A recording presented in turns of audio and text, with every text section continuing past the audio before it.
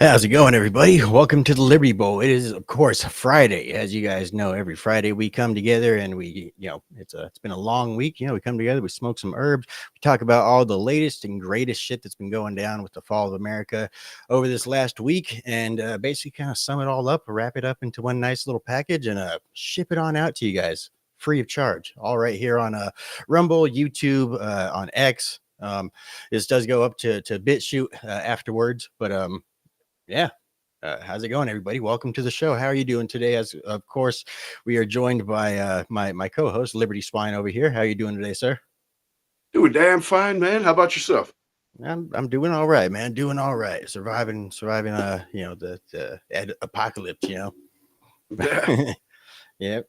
But yeah, good times, man. Good times. Let's see. So today we got a bit of stuff going on. Of course, the trucker boycott in New York City is of course, I don't know. I haven't really seen too many numbers analysis of anything going on there yet. But so far, we've seen quite a few trucker TikToks and stuff like that. Basically, everybody coming out in support of Donald J. Trump. And that egregious court ruling by one Judge Engeron out of New York City, which has basically prompted the truck drivers to basically boycott any deliveries to New York. Right, we're going to be talking about that, what that may mean for the country and New York. We're also going to be talking about the Courage to Serve Act. Right, we've touched on this a few times before, but we're going to be talking about what the Courage to Serve Act is. It's something going through Congress, and it's terrible.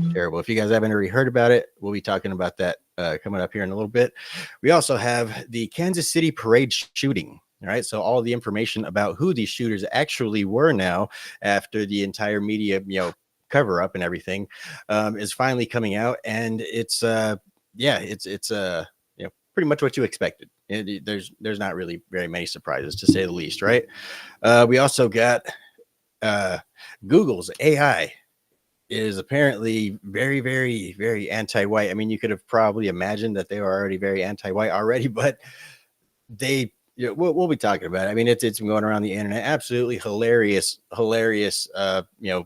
images coming out of Google's new Gemini AI image creator. We also have a possible cyber attack. It's been called an outage, but it could possibly be a cyber attack. But either way, there's been talk of possible cyber attacks coming. Of course, from one China. And we're going to be talking about the possible implications of that and what that may mean for our society and for things moving forward. Basically, how that could affect us in several different ways. And we're also going to be talking about Nikki Haley, why she's refusing to drop out. She even came out and gave a speech basically saying that she's not going to drop out of the race after she inevitably loses her home state, with basically acknowledging that she knows she doesn't have a chance, but she's still going to keep on fighting the good fight, because we'll talk about that in a little while. All right. But of course, the news that's going to be starting us all off tonight is breaking news, actually, and it appears that there is another spy balloon, pretty much identical to the Chinese spy balloon that, of course, as you guys know, went over our country, but basically about this time last year. That one was, of course, able to completely circumnavigate our entire fucking country, and it was, of course, shot down over South Carolina. This one, I'm not sure if it's been shot down. I mean, I'm seeing videos on X and stuff like that, but I'm not too sure if it's been shot down yet. But I know that the military is tracking it. All right. So what's your thoughts on this this round 2 of spy balloon, man? Go ahead and give us a breakdown real quick. It's Beijing's buddies doing their homework, man. You know what I'm saying? Like you said, it was last year. We had the original balloon. They let it circumvent the entire country before doing anything about it. Tried to lie about it, cover it up, and whatnot. And it's pretty hilarious that the commander in chief would let the country be basically cataloged, and just kind of hang out and not even speak on it, let alone do something. All right. And pretty much just like, nothing to see here. And China, what are you guys talking about China for, right? Right. So some of the talk that I've been seeing around the old Twitter spheres has basically been a lot of the lefties talking about like, oh, all of a sudden, all these MAGA people are all of a sudden, a diplomatic or a technological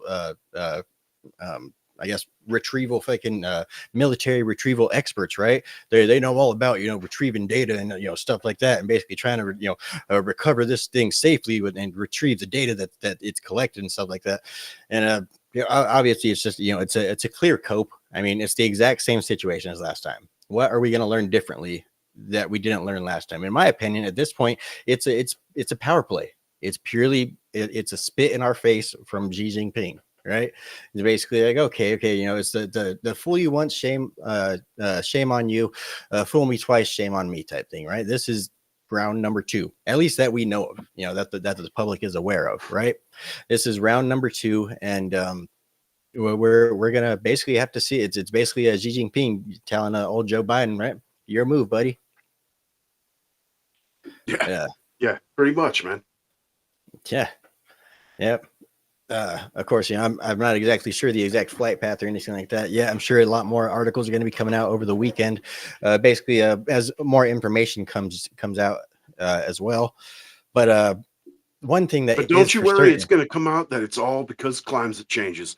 They're just trying to do the researches for your safety. Exactly. China's trying to do their part for the green agenda. They don't want to do anything related to their policy or the way that they actually, live or their culture, anything like that. But, they'll send out weather balloons to fly over foreign nations just to monitor what's going on in the atmosphere, right?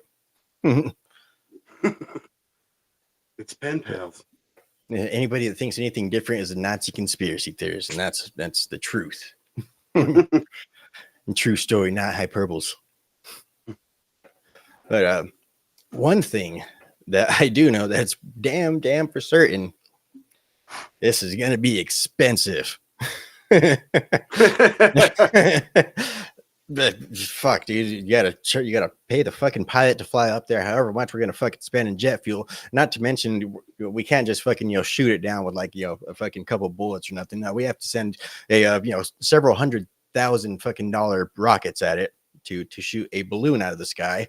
Not to mention that we're going to have to monitor and surveil it for a good few hours, maybe even a few days to see what it's doing exactly. We don't want to hurt China's feelings, right?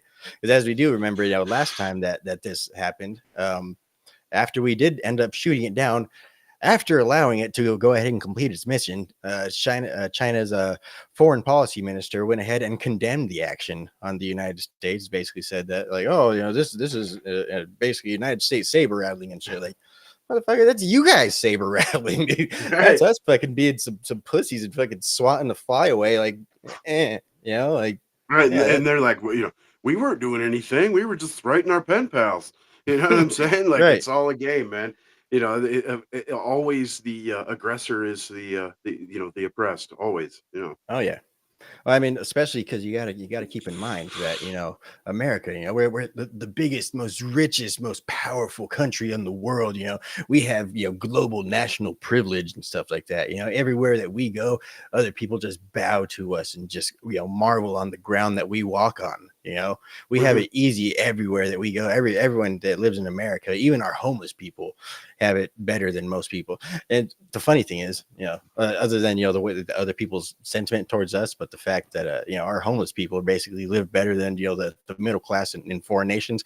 That part is true, but overall, it's the idea that America has this great privilege, and China's this oppressed nation that the West has always tried to keep down and forced to westernize, and we killed their culture and all this and that shit. What the fuck ever.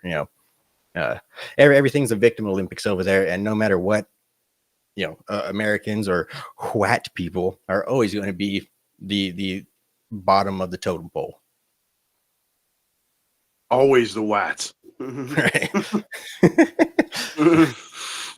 It really is kind of funny, man. Like the whole I guess media conspiracy that they did with the whole Manson family murders and stuff. The whole they did it because they were trying to start a secret race war and stuff like that, because they had this idea that, fucking black people and white people, racial tensions have been building and building and building and stuff like that, and they're just getting to a head, and basically all it's going to take is one little thing to start off this helter skelter war between the blackies and the whiteys. But this time the blackies are going to win. The only thing is, when they win, they're not going to know how to fucking control. They're not going to do. They've never had control of everything. They never had power before. So all of a sudden, all these white people are gone, and they're going to look to the only white people around to give them power, right? That was the whole media, spin on why the Manson murders happened. Really, is just fucking I mean, in a druggies. way, as you see the DEI take over and diversities hires, you got planes falling out of the sky and falling apart, boats sinking, trains fucking, Yeah. rolling over nonstop. So, I mean, I guess it wasn't that far off. Well, what it was is projection. I don't think any of this is the result of Charles Manson. I think this is all the result yeah. of government conspiracy. That portion, fact, I mean, right. But the fact that they would pin it on somebody else, like I say, that's their calling card. They project what they're going to do before they do it. They basically, shine this fucking horrible light on somebody else, and then after we blame them for everything, then we're just going to go ahead and do the same thing that we just blamed them for. That's the way that that's the way that they work conspiracies. They just follow. They demonize conspiracy theorists that point out, like, hey, wait a minute, and then they go ahead and just do what the person was saying anyway. They Kanye West like motherfucker. The person was pointing out they were already doing it, and since the dude pointed it out, he's got to be Satan's real quick. Right. But then the normal, if we were doing it though, it'd be a good thing. You know what I mean? I say the way I like to put it, then the rollout. They Kanye West motherfucker real quick, Yeah.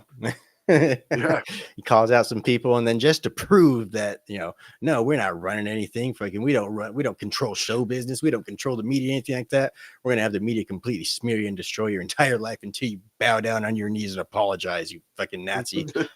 Right. And it's crazy. It's the same thought fucking process was with the LGBTQs as dinosaurs, commissines, and whatnot.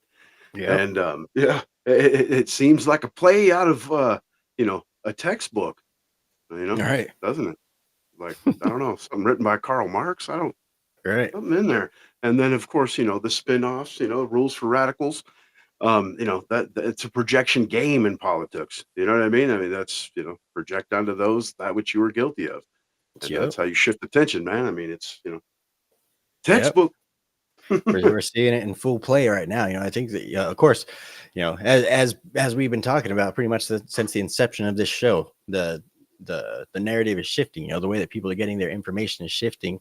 The way that people are getting their news is shifting. People aren't actually watching the news anymore. I noticed the people that do kind of still sit around and watch the news, because of course, with the job that I work and stuff like that, I'm at a lot of old people's houses and stuff. And those are the people that just have CNN playing in the background all day long. Those are the type of people that are still buying the narrative, because that's the way that information has been fed, down the pipeline their entire lives.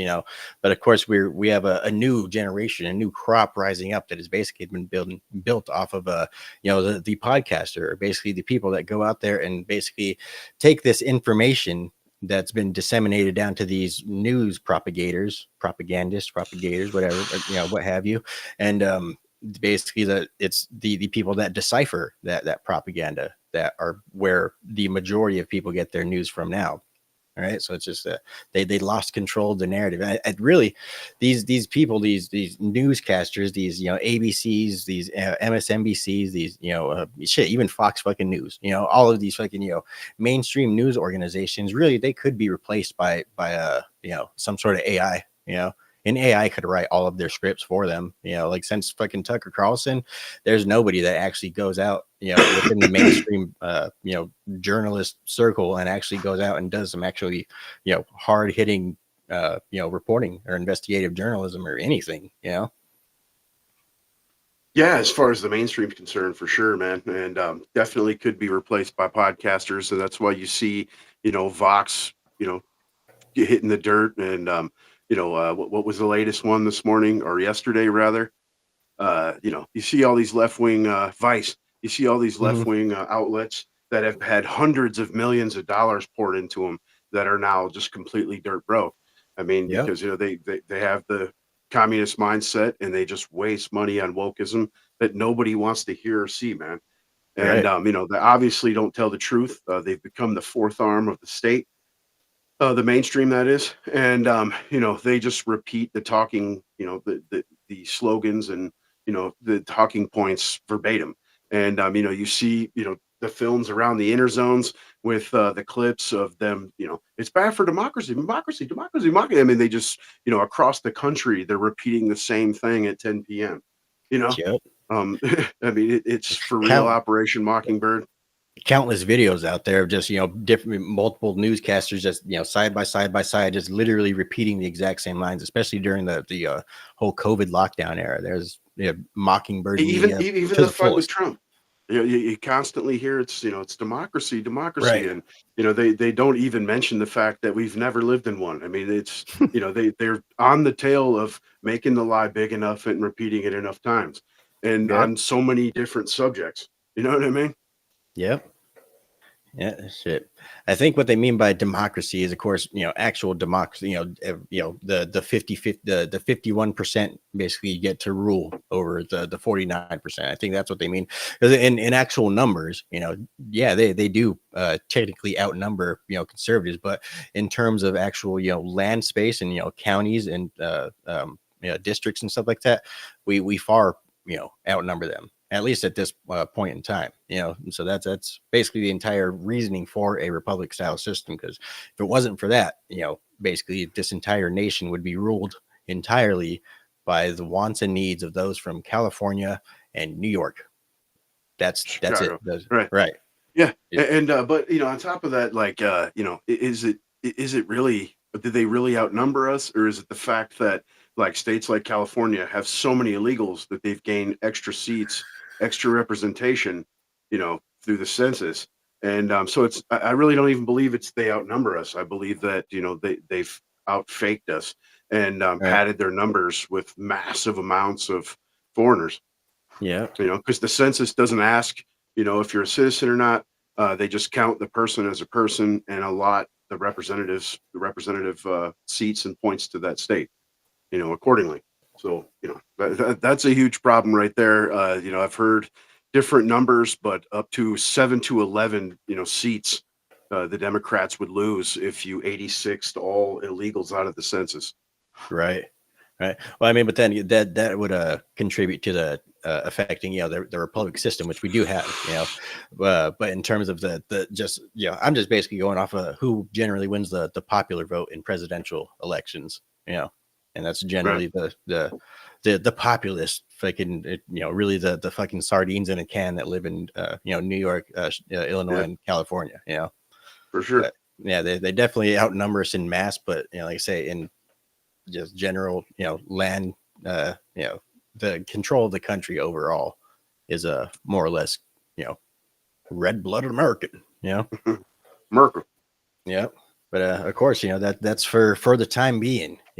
For the time being. I mean, everything is subject to change, as we're seeing here in America. I mean, even down to the Constitution. It's we're definitely going through some dark times. But of course, I think the whole reason we're going through dark times is, the process of government maturation. Things can only get to a certain point. Things can only get so wacky before they start to, completely break and fall apart. And basically, they inevitably need to break off all the old pieces and fucking rebuild.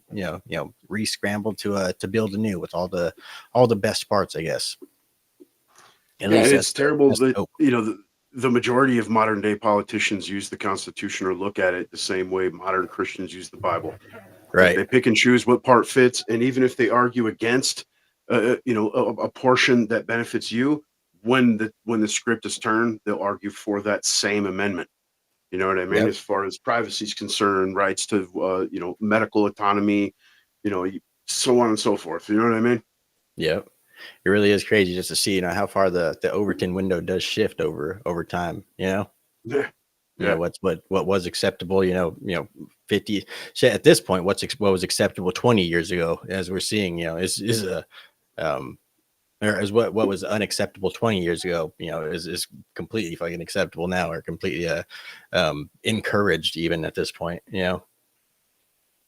But Yeah, but I mean, it's gotten worse, right? There's always been deviants. You know what I'm saying? Like, mhm, these same people now that are in power in the '60s were, against the man's doing acid and, maybe a little cola or what have you. And now it's those, the same crowd, that's out here supposed to be, the fake counterculture. They're heroin addicts and, straight junkies and, you know what I right, mean? Green hair fucks, man. You right. know? Yep. So again, I mean, the pendulum can only swing so far, you know? Right. Yeah, history repeats itself. It's just it gets worse like every round it seems. You know what I Oh, mean? yeah. Yep. Yeah, yeah, definitely. And then at the same time too, it's really like you said, there's always been deviance and stuff like that. It's just the time that we're living in right now. It's accepted. Back before then, you were allowed to call them deviants. Technically, shit, we might get kicked off of YouTube for calling people like homosexuals and transgender people and the LGBTQ crowd for calling them deviants. But before, they were considered deviants because of the fact that their way of life was considered deviant, among the culture. But now, it's completely flip flopped on its head, and that's really, like I say, I don't think it's organic. I don't think it's on accident or anything like that. I think this is planned. I think it's completely orchestrated and it's intentional. Yeah, definitely to an extent. That's the whole soft on crime bullshit and emptying jails. And then I'm sure you've seen in California, what was it on Thursday, yesterday afternoon? They were closing basically detention centers and shelters for immigrants. They've reached their maximum. They've spent their funds, so now they're just going to let all these people pour into the populace. Yep. I mean, on Doing so that many here levels, too. man. Yep, Yeah, doing that exactly. here too. They can, Yeah, but California, I mean, obviously that's a hotbed. I mean, that's a sanctuary state. So, yeah, and not to mention it's a big money state. So, I mean, a lot of these people that have previously came over and years past, they flooded that place already. You know what I mean? And these facilities were holding basically thousands of people. So, right. Well, I a mean, lot to shit. let go at once.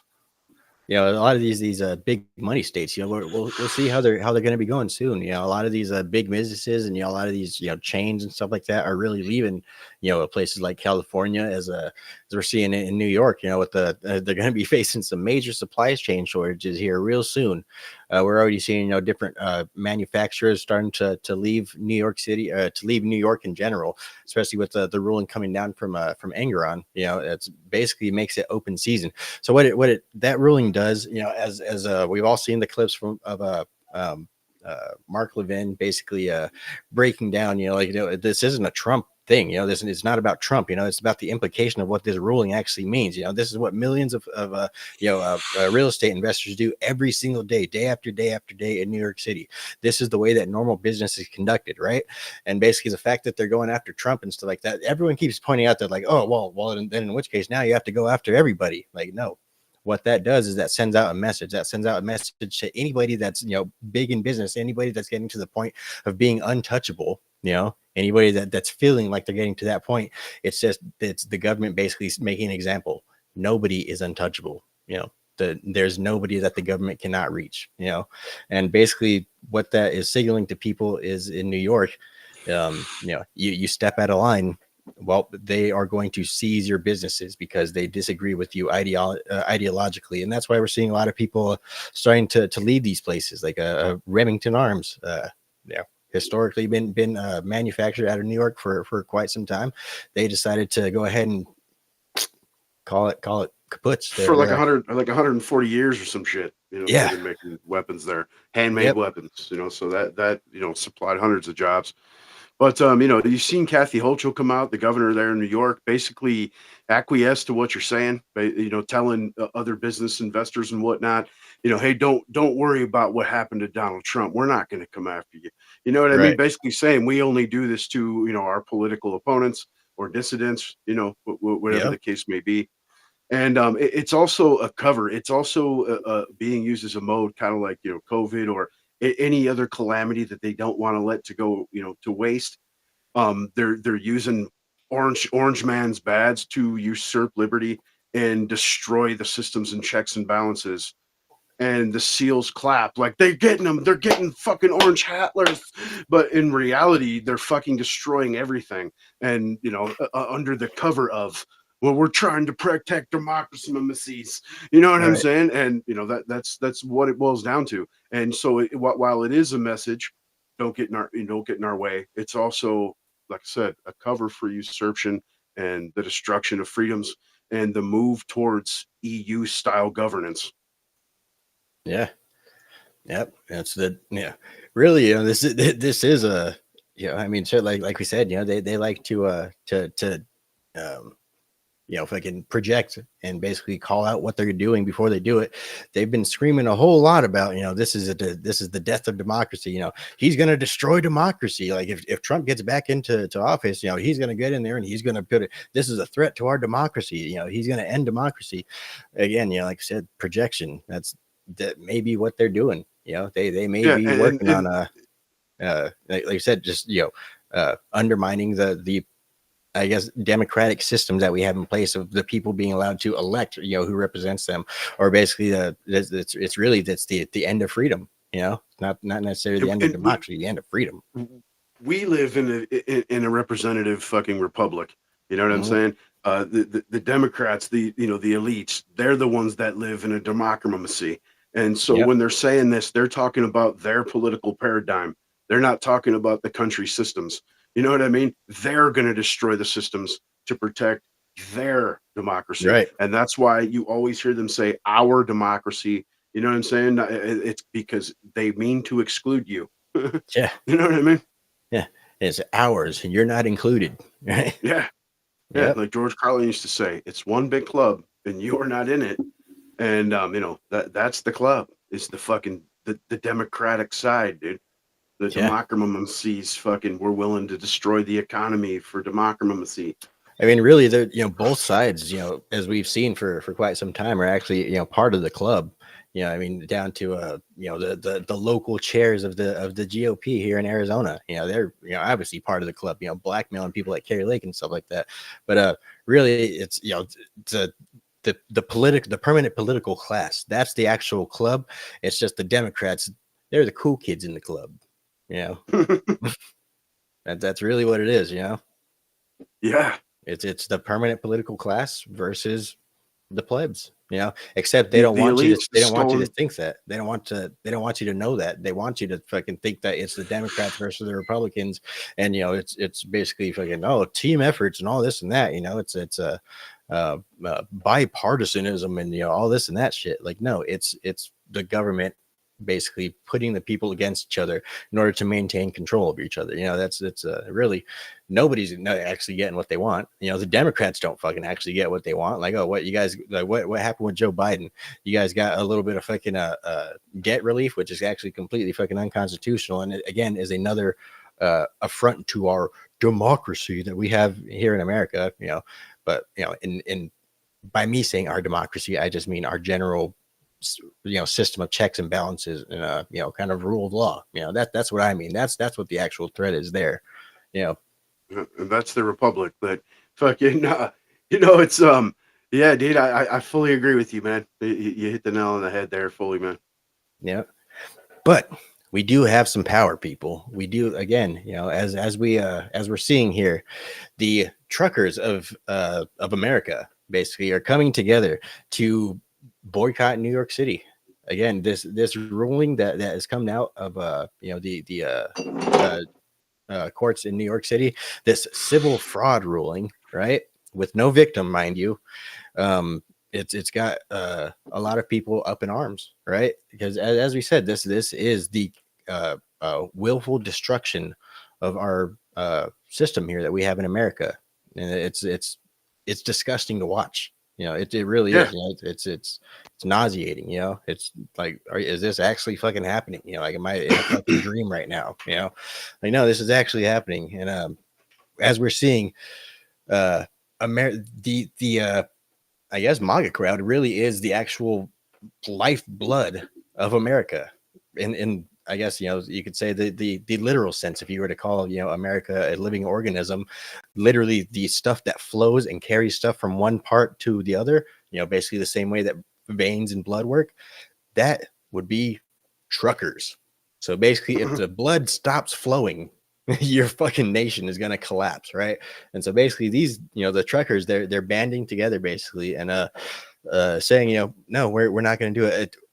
I'm seeing a lot of the truckers basically kind of trying to not make it about Trump, and basically trying to like, oh no, we're boycotting New York until they become more trucker friendly, to get rid of some of those toll booths and stuff like that, lower the regulations and all that type of stuff, make the roads wider, make them more truck driver friendly and stuff like that. But of course, you and I, everybody all knows it's all basically being done over that bullshit ruling by Judge Engeron.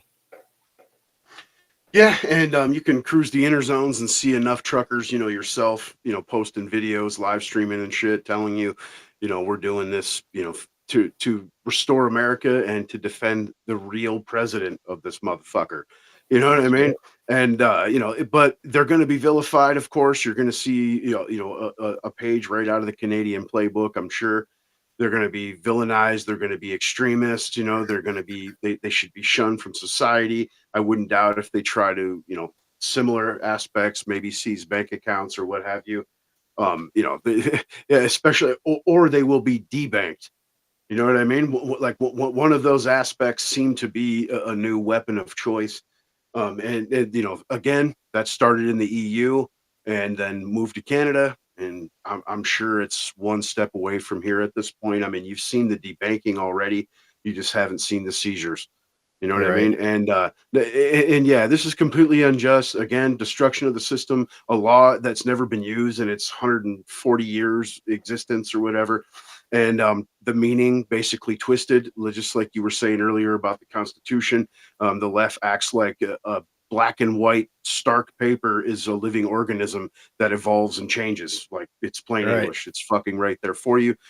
And again, this is sending a message, like not only the political aspect we said, but it's sending a message to businesses to get the fuck out, right? These people are insane.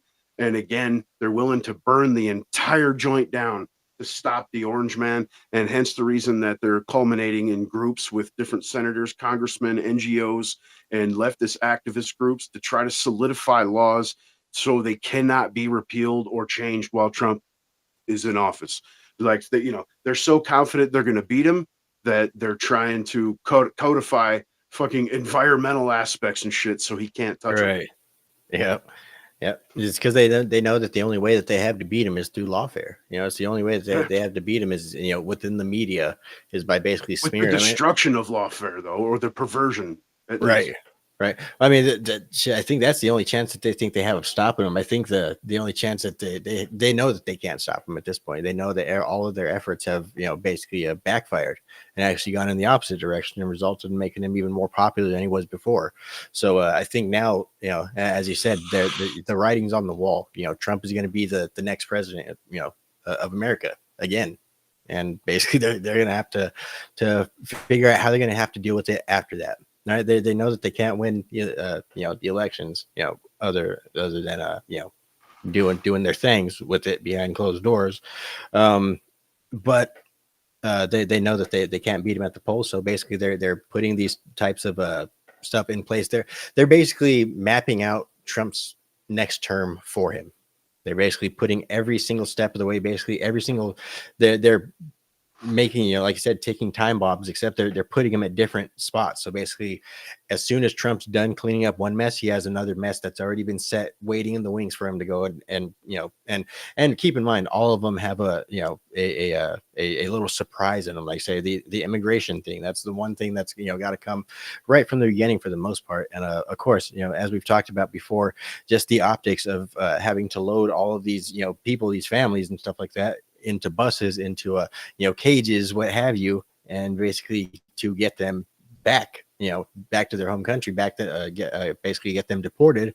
Obviously, the media is still going to be on the side of the Democrats and the establishment for quite some time, until their profits have gone completely null and they died out. Basically, they've gone the way of Vice News. They're still going to be on the side of the establishment. And so basically, they're going to smear Trump with every single step that he takes. Every single step that he takes is going to be directly into dog shit, right? But ultimately, that's like I say, that's their plan. They know that Trump can't. They know that they cannot beat Trump in this next election. So they're setting landmines all over the field for his next, for the next 4 years.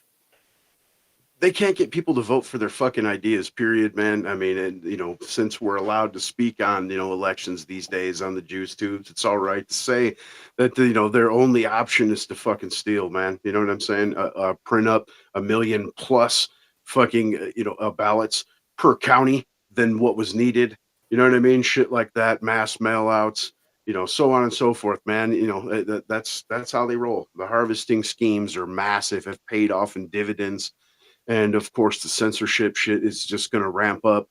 Like you got, like Google, who's got, their starting point from DARPA alone, from DARPA. You know what I'm saying? I mean, this is their arms of the government. Like that's their literal existence, is to map your existence and censor the shit out of information and your voice. You know what I mean? That's what these entities are for. You hope Elon likes to stick to his word as far as keeping a free speech platform. But even for him, I don't think it's possible, being the richest guy in the world. The EU is ramped up. You make it sound so negative. They're protecting you, man. They're protecting right. you from the evil internets and the world's from outside. My feelings, right? Right. But they're protecting you from original thoughts. Those are dangerous, man. But the EU has adopted the WEF's, ideas of censorship over the inner zones using AI, and now they're pressuring Elon, talking about that they'll fine him $54 million per post that they label as hate speech per day. You know what I mean? So we're talking tens of thousands of millions, tens of millions of tweets where it's culpable, for the possibility of a $54 million a day fucking fine every day that it's up. Yeah. So I mean, even Elon, that's unsustainable. You know what I mean? So there's a good possibility you're even going to see a crackdown on X, and YouTube has already started the purge and the hiding. We stated on the last video, it started a couple weeks ago, actually. I've had shorts that went from tens of thousands of views to fucking 3 and 2. You know what I'm saying? They're finally doing their final push to seize the means of production. Right. Yeah, that's in the literal sense, as we're seeing up in New York, as like I said, they're going after Elon Musk. They're just trying to do it in a more creative way, because of course, Elon Musk, he's got the negative press nowhere near as bad as Trump does, but they got to try and think of a more creative way to bring down Elon Musk. So basically, this seems like a viable way of doing it. And of course, you're going to have the barking seal crew that's going to be cheering it on. I think there's going to be a bit of more a push, after the election, after the libtards, have their second, heart attack in the street when they announce that Donald Trump's going to be the next president. I think there's going to be a bit more of a push at that point for the deep state to try and get their censorship tentacles and their smear campaigns, through just a little bit more right after the election, just because I think that's going to be a time where basically Trump's going to be kind of riding on that high sentiment, and people are going to be looking to Trump to be a saviors. And so I think, of course, anything that Trump might do good, they're going to try and paint it in a negative light. Yeah, of course, there's going to be a lot of spin. The spin machine will be in full effect. But as far as the censorship and the deplatforming and shit like that, I see that ramping up here in the next couple months. Yeah. Well, one good thing that we are seeing is a different sorts of election integrity laws. A lot of the bills that would allow migrants to vote in certain states, we're seeing basically getting slapped down left and right. I mean, obviously, illegals are not allowed. Non-citizens are not do not have the right to vote in American elections, right? You can't come here on vacation and expect to vote for who our next president is. I mean, that's just not. My point is, my thing with that is like the appellate court said the right to vote is for citizens only, but wouldn't that make all rights for citizens only at that point. You know what I mean? Right. And they use that shit to give these people, like, these illegals come. Well, we have to give them legal representation, and you know what I'm saying. All this jazz, like, dude, they don't have no rights. What the fuck are you talking about? You know what Right. I mean? Like when they get here, when it suits their purpose, they have your same rights. But in situations like this, they're like, nope, that's only for citizens. Like, Right. it's always a fucking flippy floppy roo, dude. Yo, flippity flappity, man. You Yep. know? Yeah. I mean, the states technically do have their right as to who gets to vote, but is at the same time, in terms of citizenship, that's different. They get to hold how elections are held and stuff like that. But yeah, as per who is a citizen, who gets to vote and stuff like that. I don't know. I guess I'm more of a federalist on that aspect, but I don't know, man. I'm more of a nationalist all the way across. And, Yeah. it's, if you're not a citizen, you have zero rights. And that's the gist of it. And then as far as like voting, that would be pretty obvious. You know what I mean? Like, that's obvious. Like, hell no. Hell to Yeah. the no. Right. I mean, you would think so, but Yeah. like I said, we're seeing a lot of the stuff getting shot down, in the courts and stuff like that, and of course, we're seeing a lot more election integrity bills getting put on the docket. Of course, here in Arizona, we just got our mail-in uh, primary ballots today, right? So we got to go ahead and check off all one Donald J. Trump's in there, but they did change up a few things on there as well, right? So of course they have instructions now on the envelope as to how to track your vote to make sure that your vote got to the appropriate places to make sure it got counted.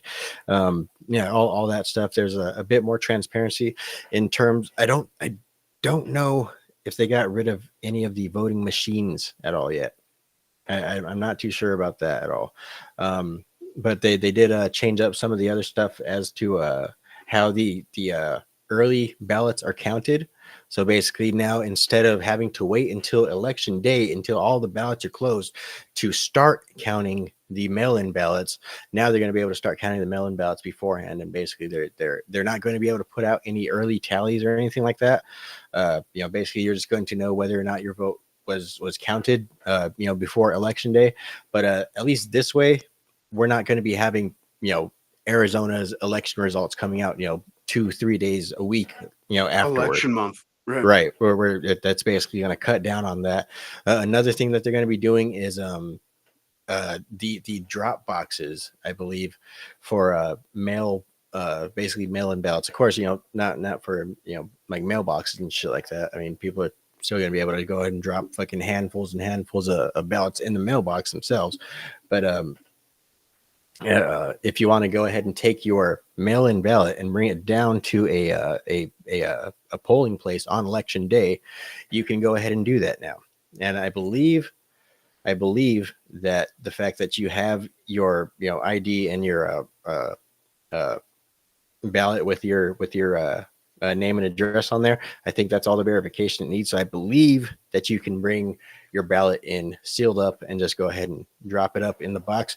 And they're going to do an actual count now when they do bring these just non-tabulated drop boxes. So every single ballot that gets dropped in the box is going to be counted on the spot, not necessarily tabulated, but each individual number of ballots that goes into that box is going to be counted beforehand.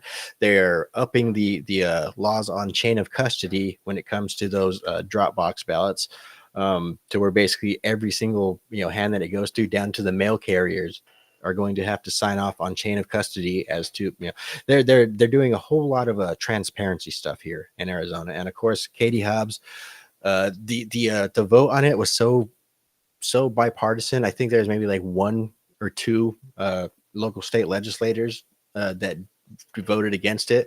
So of course, Katie Hobbs reluctantly had to go ahead and sign this in, right? Hopefully that should get her out of office in a couple more years, but we'll see.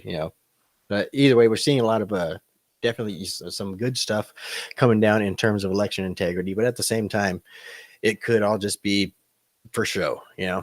But as we've predicted before, it's this election, whether win or lose, it doesn't matter who wins, it doesn't matter who loses. Nobody's going to accept the results. Still, it's still this nation's coming to a breaking point, and I believe that this election is it, regardless of what direction it goes in. Unfortunately. I don't think it's that route, man. I think we'll be all right. You know what I'm saying? I think it'll be rough. I think it'll be like 2017. It'll be Antifa and BLMs, and you know what I'm saying, burning the joint down and shit like that. But I think it'll be reined in. And this time, Trump doesn't got to worry about fucking re-elections or anything like that, man. You know what I'm saying? Think the ideas that he had before, that he had trepidations and didn't act on because he was worried about public appearance and support and whatnot. It's past all that now.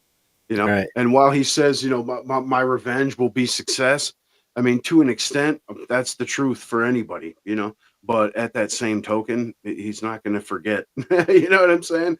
And I see some good things happening. I see some shitty things happening, but ultimately, I think we'll be all right, man. We can get through it, and especially if we can keep rolling that way, as far as our political aspects, 2028, so on and so forth, man. The changing of the House and Senate. And predictions is that Democrats are going to lose the Senate but gain the House. That's I think polling that's going right to be now. I think that's going to be a big determining factor in how Trump's presidency goes. Is how much we win by. How much of the House do we end up losing? How much of the Senate do we end up gaining? And how much of that is going to even matter? How many executive orders is Trump going to issue? And at the same time, how is that going to be perceived? Because again, everything that he does is going to be painted in the most negative light possible, right? So of course, with the whole Antifa's going in and burning shit down and stuff like that, of course, like I said, that's inevitable. That's going to happen. And the way that Trump responds to it, obviously he doesn't have to worry about re-election, but he does, I guess, have to worry about starting out if I can a shooting battle in the middle of downtown Atlanta or some shit like that. Yeah, I don't even see it be a shooting battle though, man. I think that you send the National Guard in and Antifa's gonna fucking fold like the wet sheets they are. You know what I'm But then saying? again, You I might. mean, these people honestly, like they say, they honestly think that Donald J. Trump is the next fucking Hitler, and they honestly think that he's not going to step down after 4 years. They honestly think that Donald Trump is going to start fucking the next Auschwitz here in America for leftists. Yeah, I believe that there's definitely a portion that believe that, but I believe that there's a large portion that doesn't believe any of that. That they see reality, but they're fucking half, lunatics, and they want the destruction of the place. I mean, Right. they preach, accelerationism, and let's down with capitalisms, and I think a lot of them truly believe that. You know what I'm Yeah. saying? Which is even worse in my view. You know what I mean? So, hating one man is one thing, but hating a system that supports us all that's way worse, man. Right. And and like you said, it's going to happen either way. I mean, to an extent, right? I don't see Trump supported. Like if Trump loses, I don't see Trump supported. They might march, they might, bikers for Trump, and Yeah. all that kind of stuff. But they're not going to be out burning down Wendy's and killing cops and stuff. You know what I'm Right. saying? I mean, we What typically leave that for the leftist, what about if Trump gets shot? right? How do you Yeah, think the that's a different ball game, man. right? That's that's something completely different. That's on a whole different level. Well, I mean, like I say, that's one of the predictions. I mean, that's a lot what a lot of people are predicting, because obviously, that's these people's last resort. It's not like it'd be the first time that they've done it either. So how do you think the MAGA base would respond to something like that? I think at that point it would be beyond the MAGA base, man. Oh You know yeah, what I mean? I think well that you'd yeah, have people most that definitely. really weren't, yeah, that really weren't even, like MAGA or what have you, that would be willing to get down at that point. You don't want to get too crazy with the speech on here because we are on the Jews' tubes as well, but Right. you know, Everybody's going to be going to the big luau at that point. yeah, yeah. Yeah, it's time to break out the old fucking Hawaiian button-ups for sure. All right. Yep. But yeah, fucking I don't know, man. Like I say, we are living through MAGA bomb, son. yeah. We are truly living through history right now, though, man. We're living through this is going to be a major point in human history. It really it goes so much beyond Trump. It goes so far beyond America. Even this is a major, like I said, this is a major point in human history that we're living through right now. It's really crazy shit, crazy shit, man.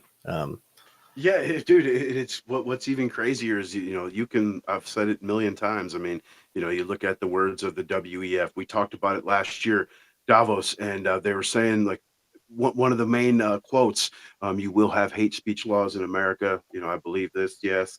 A little Austrian chick, and speaking on the censorship, the control of the internet, the control of the food production, like everything that they stated at the not this year's Davos gang, but last year's has come to fruition or is in the process of.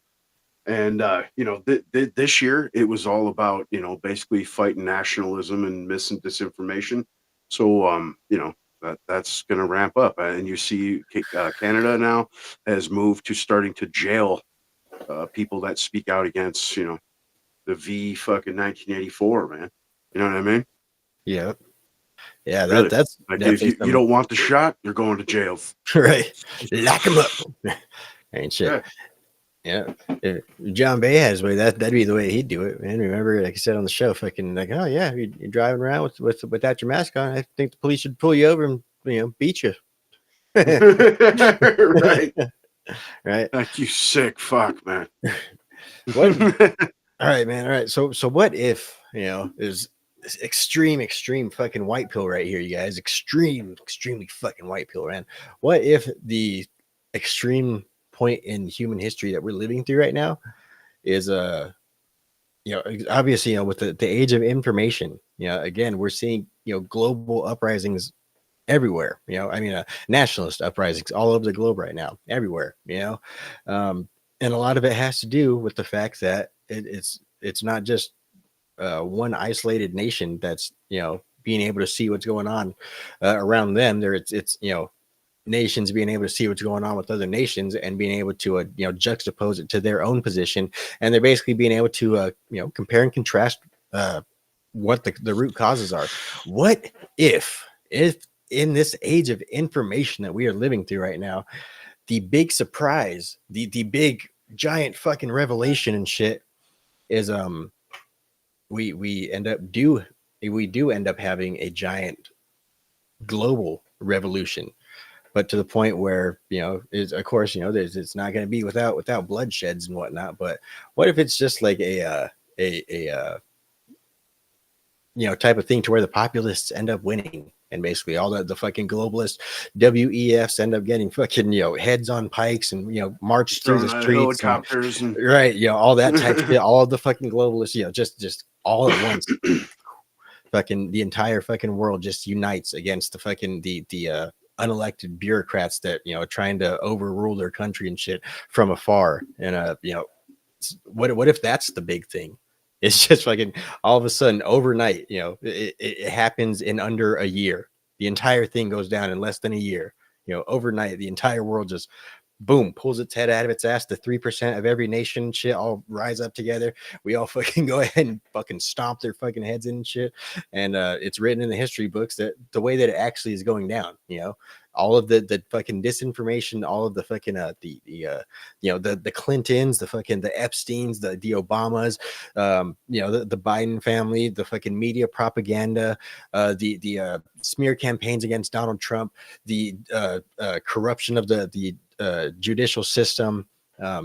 If all of that ends up getting written down in history the way that it actually went down, as opposed to the black and white that shit that got written down on bullshit news articles and paperwork. What if that's the big fucking revelation? What if that's the big fucking thing? Is basically the entire world gets a giant fucking helping of reality mixed with a little bit of fucking 2 scoops of truth on the side, like that'd be fucking crazy. That'd be something like, oh fuck, dude, I did not see that coming, man. Like, I wouldn't believe it.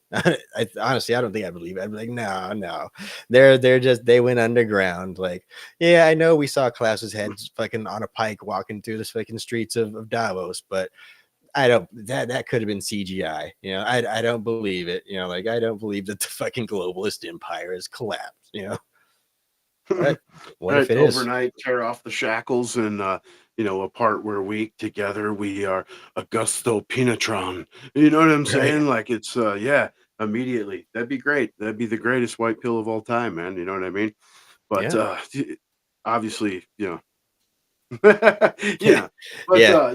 but It's a like you far said, cry. there is uprisings all across the world, man. And you've seen the same happen in Russia, right? Dude getting fucking murked out in prison. And they're trying to do the same thing in Germany, basically, debanking like their Trump, their head of the populist party. They debanked him, and they're trying to strip funding for his party, and all sorts of shit. And we know in the Ukraine, they've done, Zelensky's personally banned 11 opposing political parties, so on and so forth. Like it's been coming on for a couple He years, did it to save and democracy, bro. right, right, He did it to preserve democracy in Ukraine. exactly. Yeah, but it's at some point, you got some people got to get in there. But even when they get in there, though, it's hard to do shit. I mean, you see Geert Wilders. I mean, he's still hasn't, as far as I'm aware, hasn't formed a coalition to run the country properly, man. Like he basically was elected the leader, and he can't even do shit. I don't think he's as I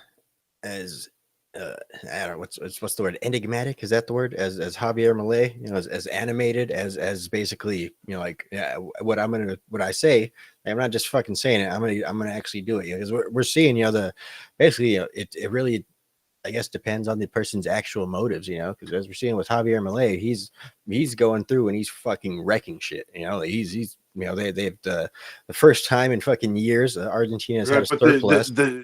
the way the parliament structure is, it doesn't work like that. You know what I mean? There's Right. so many political parties that you have to form a coalition to actually have a majority to have control.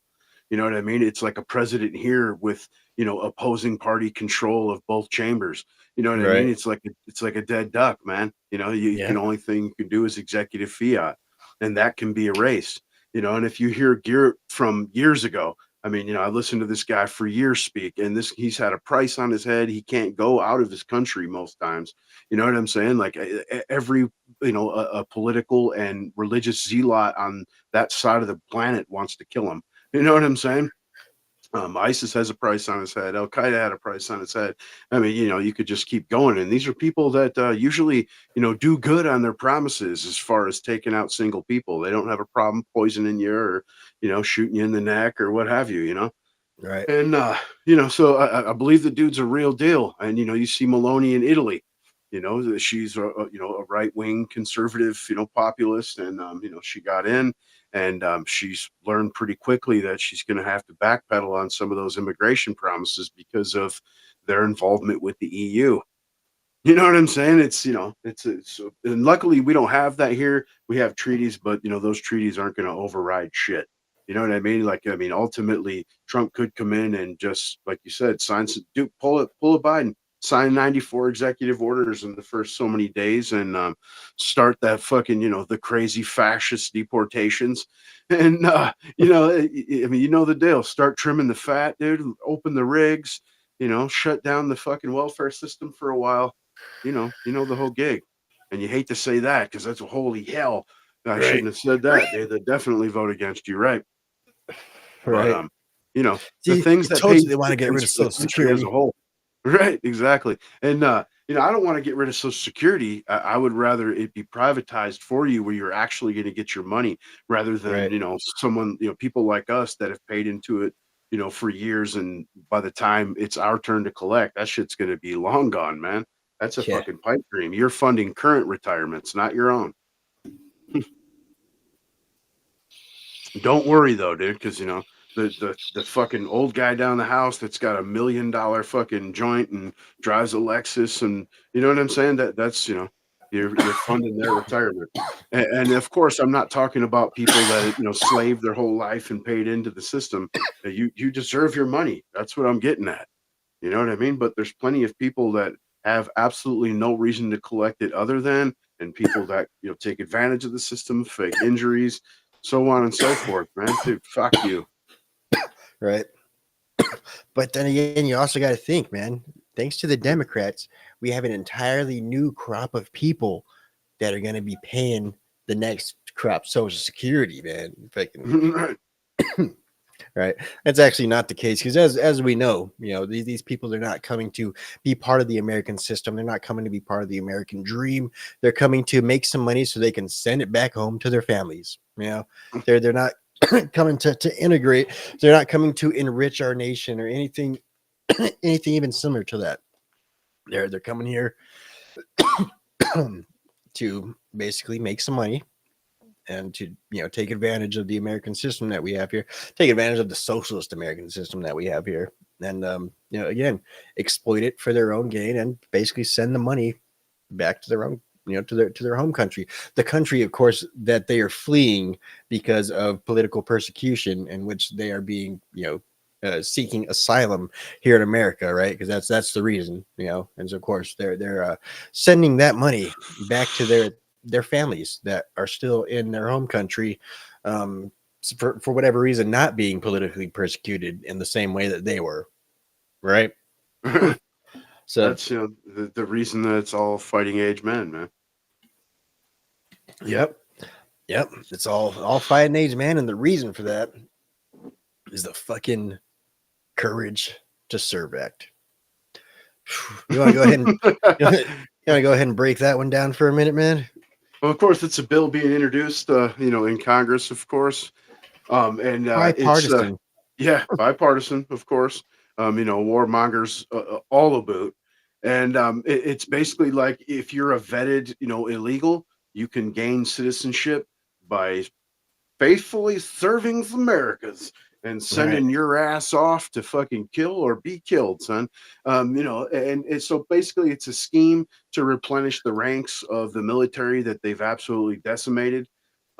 Through always trying to spread the money, taking money from the defense, and the Department of Defense found another $4 billion to send Ukrainians.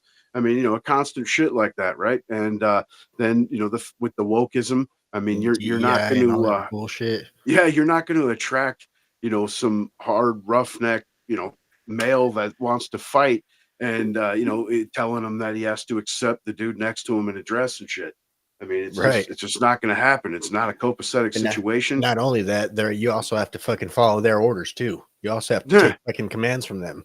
yeah, and they feel that this fucking carcass that is stewarding over the country right now is definitely pushing us towards World War III with his incoherent babblings on stage, and that's why you have the White House come out and try to backpedal all the time, and so they're missing their recruitment, and so they have to swell those ranks, and what better way than to suck in the 10 million that this guy's let pour through the border, you know? Right. Yep. Yep. It's basically Rome. Everything that you read in the fall of Rome, you're watching in real time right now, just with the inner zones. you know, Yeah. So a lot of their reasoning for why they need to send billions and billions and billions and billions over to billion. Ukraine is because of the fact that Russia is the imminent threat. Russia is the perma threat to America, right? No matter what Russia does, they're always going to be, America's enemy, because America needs enemies, because that's how you keep people, afraid and in line, right? Because we've So, always been at war with Eurasia. right. Always, man. Just the fuck you guys talking about, right? So the reason that they say that they have to send all these billions over to Ukraine is because that the American people cannot handle um, basically taking heavy losses in a war, right? We haven't taken heavy losses, in the last, several decades of conflicts that we've been involved in because of the fact that we've been basically beating up on smaller nations. We have a lot more advanced technology, and it's basically we got into that whole fucking shit during the age of the drones and all of our fucking advanced technology against people basically essentially in mud huts in the middle of the desert. So yeah, it was shock and awe. But now those Arabs in the desert, we've sent billions of dollars, so right, and left billions of more right. dollars in weapons. Or So not to they're mention stocked up we too. left that same weaponry behind for them. Right. Yeah, and they So purchased their own. I mean, I'm sure quite a bit of it came from the Ukraines, but right.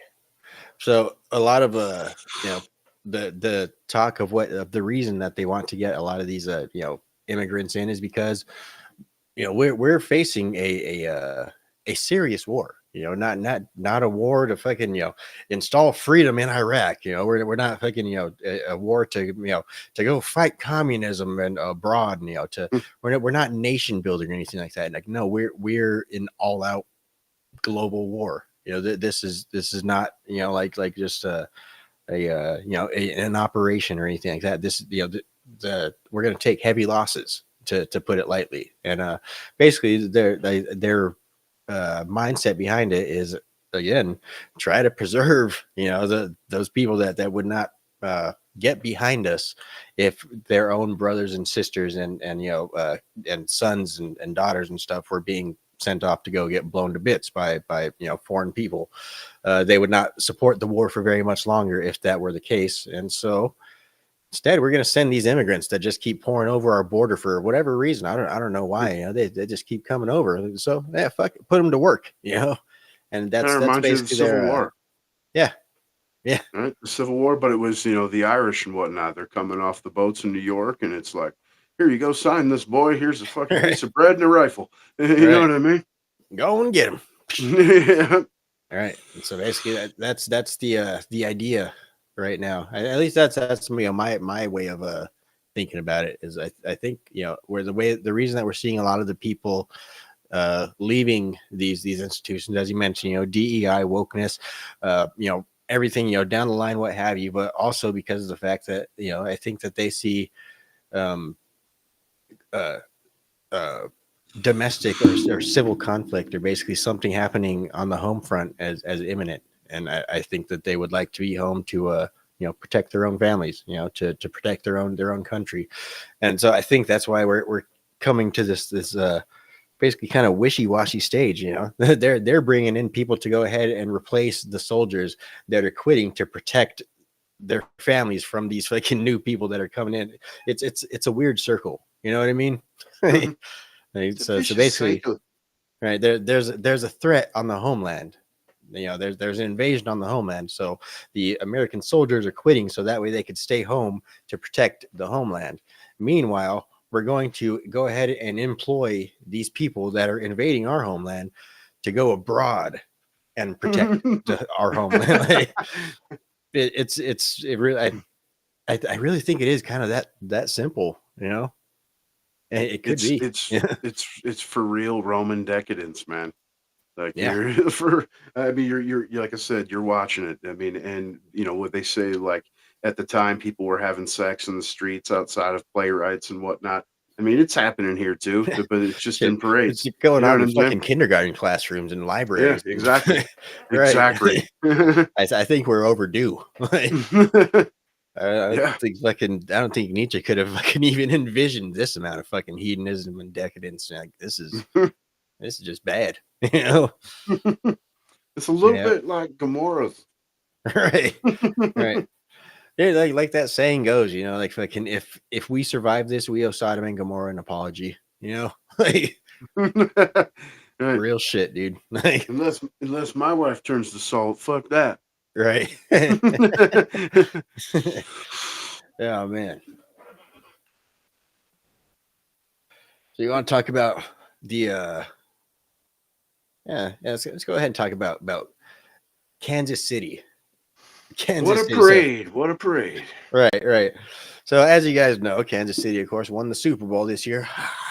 Ooh, sports Mhm. balls. Race for Pfizer's. Right. Brought to you by Pfizer. Kelsey, anyway, Mr. Pfizer.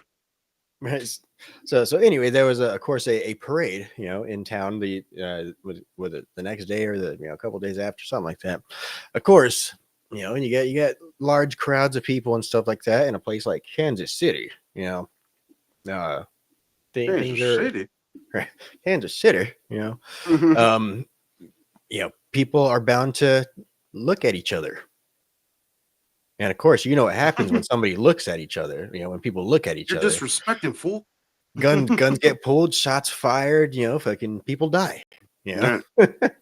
And of course, this is all Donald Trump's fault. Keep in mind, this is definitely Donald Trump's fault. If anything, I bet it was one of those MAGA Republicans, right? Probably white supremacists doing it. I mean, there's fucking this is what is it? Fucking Kansas City. Definitely got to be one of them MAGAs. But no, definitely not. Definitely not. All right. So of course, Ann Coulter made the astute observation of it's definitely not a white person. Of course, when talking to Bill Maher, and of course, Bill Maher's, how could you know that? Like, what would make you think that? And basically, well, she replies because of the fact that they have not released the name and race and everything of the shooters. Right? If it had been a white person, if it had been a Trump supporter, that the name would have been released immediately. The motives would have been released immediately. Every single possible detail would have been leaked to the public immediately. Right? And the crowd booter, absolute moment of fuck you, I see what makes you cheer. You know what I'm saying? Right. And fucking, what makes you cheer is you want to mess with the women of America unless you want to benefit. Woo! Let's go, Brandon. That's Dark's Brandon's putting down. Putting it down. But so anyway, of course these people cannot be white because you would know about it immediately. I mean, they told you Kyle Rittenhouse's identity fucking immediately, and he was a minor at the time, right? Yeah, the Salmon kid. I mean, they even elaborated and made up a story, or the kid at the Chiefs fucking champion, one of the previous playoff games that was wearing fucking war paint. And they're like, he's, white supremacy with blackface. And the little 9-year-old kid, it turned out he was Indian. Yep. Yeah. Wasn't his grandpa like the local town, like the local tribe chief or some shit like that? Like one of the some shit, but they're suing. I mean, they've announced that they're going forward with litigation. Yeah. He could have cashed in a bit. Yeah. I mean, you see, like Salmon, he cashed into the point to where he had to sign a non-disclosure agreement. Like, you can't even tell the country what you got out of this deal. But anyway, long story short, the guys are black. Right. Yeah. And originally, you got to throw in there that they said that they refused to release the identities because they were minors. But it turned out that they were actually 18 and 22. That's right. Definitely not minors. It's definitely not minors. Last time I checked. Right. So, of course, it's been swept under the rug by left-wing media. It's been, slow walked out every detail. Same thing like they do with every, left-wing shooter. Right. Let's also keep in mind, this isn't a mass shooting in the classic sense that you would think, where some people came and just started shooting into crowds. In a technical sense, yes, some people came and just started shooting into crowds. The reason for that is because they are another name for ignorant person, and they one person looked at another person, and some words were exchanged. Things got heated, guns were pulled, and then they started firing blindly into a crowd. Right. Right. That's the way it went down. It's not. Essentially, I would classify it as textbook gang violence with collateral damage. The way that it actually should be classified, because that's what it literally is. I don't know if there's anything gang related, but there was definitely gang culture related. Right. You don't see too many people, in fucking cowboy hats and boots going around like, fuck you looking at, like, I mean, maybe in the old West days and shit like that, which of course, if you watch Thomas Sowell, he'll tell you that that's basically where modern black culture basically came from, was from the southern rednecks. fucking getting drunk on a Saturday night at the saloon, fucking pull out your gun, shoot somebody for fucking cheating in cards, right? That's not necessarily black culture, until more recent times. But anyway, I That's why digress. leftists don't like to speak on fucking crime statistics. And when you take out these gang shootings and drug related fucking shootings, our violence actually plummets. And when you take out Democrat cities, like we are even in the top 100 for fucking violence, man. Right. It's like that. It's like that old joke. Whee! It's like that old joke, it's like a black dude, a Mexican dude, and a white dude all come up to all find a magic genie, and they all get one wish. And the black dude says, "I'd like all my people to go be taken back to Africa, and everybody be rich, and everybody be happy, and all this and that." And then the Mexican dude like, "I'd like all my people to be taken to Mexico, and the country's rich, and all this and that." And then the white dude like, "Oh, you say all the blacks and Mexicans gone? I'll take a beer." Shit, damn. Right. And we're fucking off the air. Shit. Damn it, Juice Tubes. Right. But yeah, man, fucking mainstream media propaganda is getting so much easier to decipher these days, Yeah. and it's stuff like this. You could see the same patterns over and over and over and over again. They do the same things over and over and over again. If they're completely unoriginal, they basically have a textbook on how to disseminate propaganda onto the public. Okay, step one, they literally go buy the book, fucking rules for radicals, whatever, they literally go buy the fucking book on how to do everything. So basically, like I say, the mainstream media is dead. The future is unfiltered. The future is basically going to be podcasts. Basically people going off the cuff and deciphering the mainstream propaganda, and that's basically what has gone down here. And again, you would not know all most of this stuff unless you were actually one reading the articles, or two just saying fuck it and listening to podcasts instead. Because if you watch just the mainstream media, they're going to gloss over it for 1 second. Oh, and meanwhile, in other news, it's it's going to go by and you're never going to even notice it. Or at the same time, it's going to be page 3 news or something like that, because of the fact that the buzz has died down over it. There's a thing called the news cycle, or the media cycle, either way, and it's basically the whole 15 minutes of fame type thing that works for major events and shit too. Yeah, and for the vast majority, it's the same as even like a podcast. That first hit is like the first few hours of its release, and then after that, views steadily fucking decline, and that's why they try to make such a big deal, a big splash, the thumbnail, the headline, and it's because it's fucking look right now. Speaking of the thumbnail and the headline and everything, it's about at an hour and 17 minutes. I'm gonna go ahead and make this announcement for all those that are watching, all those that happen to make it this far. We're going to be having merch coming out very, very soon. Right? I'm going to be making different cups. I'm going to be making different shirts. As you can see, we already got shirts and stuff like that. But I'm going to be making an eBay site that's going to be coming out very, very soon. I forgot what the original segue was, but either way, there's going to be different types of like I got a bunch of cool shit that I've been creating with AI. Right, it's definitely gonna be some cool shit. I'll premiere it here on the show. There's gonna be a link in the description below for the eBay page, and it's definitely gonna be some cool, interesting, very, very politically edgy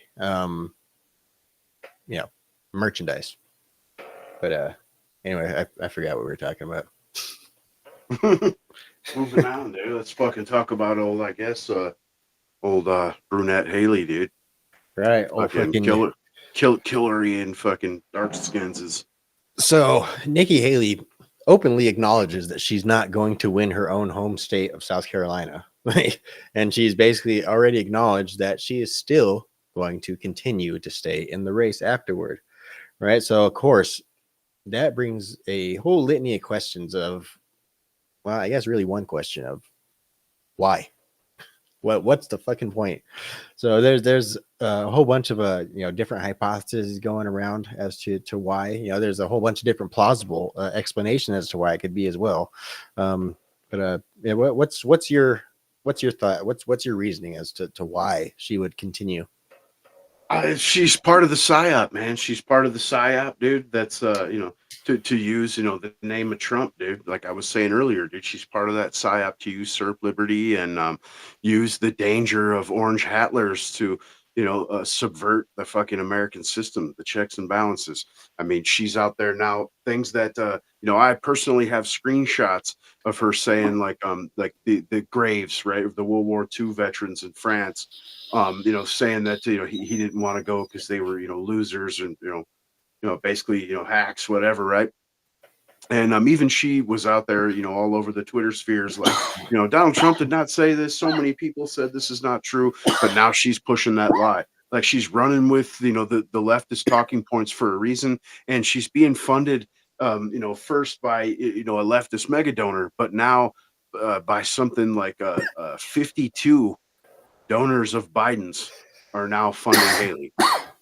So I mean, she's just being used as a tool against Donald Trump, hoping for maybe some kind of split vote at the end or what have you, or like the party to just like they're gonna cast Trump aside and just make her the Right. fucking nominee or some fucking nonsense, man. Or she's in the hopes like that Donald the Jay's really gonna end up in fucking prison, man. He's gonna be in Rikers as far as she's concerned.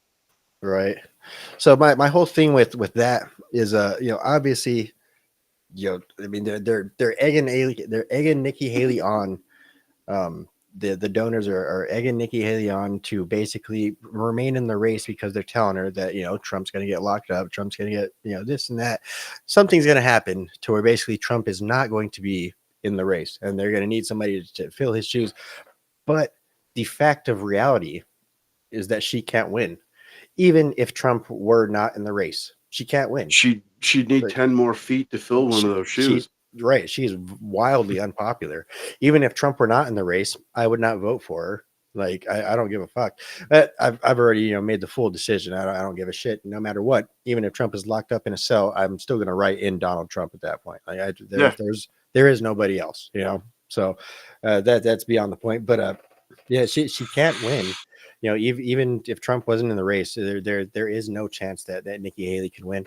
So I honestly think that she's deluded herself to believing so, and I think that's because she's out of touch with what's going on in society. That's why she doesn't do podcasts, she doesn't do interviews, at least any serious interviews, anything like that. And honestly, I think at this point she is just she's just there to be a hindrance to Trump.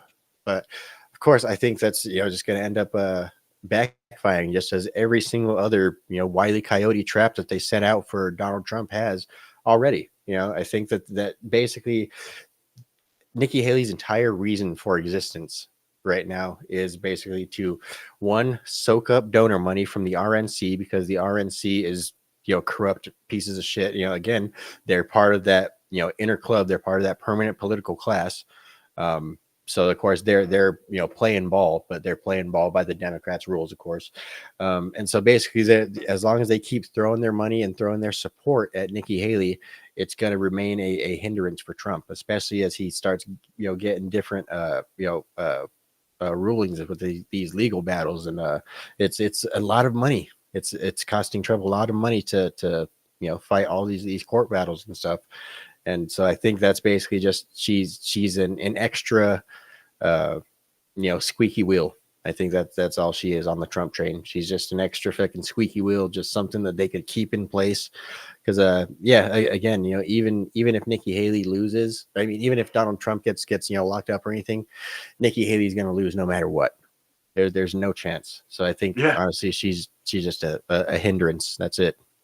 Yeah, and I heard that the FEC approved a merger with Digital World Acquisition and another media company, and that would increase vastly the value. And they're talking about Trump's valuation just from that stock being around 4 billion. So of course the leftists are a meltdown over that, and the dude could basically just cash out a third of his stock and pay all the fucking fines that they're levying on him. Even with the appeal, you know, you see New York came out and Engoron basically told them you have to pay a $500 million to even appeal. Like, how fucking unjust is that, right? But Donald Trump said, "I'm going to put the money up." So I mean, there's no stopping the guy. Everything that they're throwing at him, it's not fucking working. And this chick is just as delusional as they are. You know what I'm saying? I mean, like we said earlier, you know, they have lawfare, which seems to me to be failing, and you know, then they have the other, which is, you know, schemes and plots that, Right. and I No, see that no that's their convertibles. only, yeah, that's their only method left at this point because the lawfare is fucking falling on deaf ears. I mean, you know, we've said it several times. They're making them a fucking Jedi. Leftists will make you fucking defend and stick up for people that you don't even like. You know what I'm saying? I mean, I am not pro police at all, but you know, when I see the illegals beating up police in broad daylight, they need to get their fucking heads split. You know what I'm saying? Regardless if you agree with it or not, those systems are there for a reason. And you know, you see without law and order, it's fucking chaos. Right. So I mean, you know, they will make you defend things again that you don't agree with necessarily or that you don't even like, just for the simple fact that it's, you know, to them it's all destruction. It's down with it all, man. Right. And again, you know, it's just working in Trump's favor. I mean, 'cause again, there's plenty that I could speak on Trump that I personally don't like that he's done. You know, even policy decisions that he's made that I absolutely hate.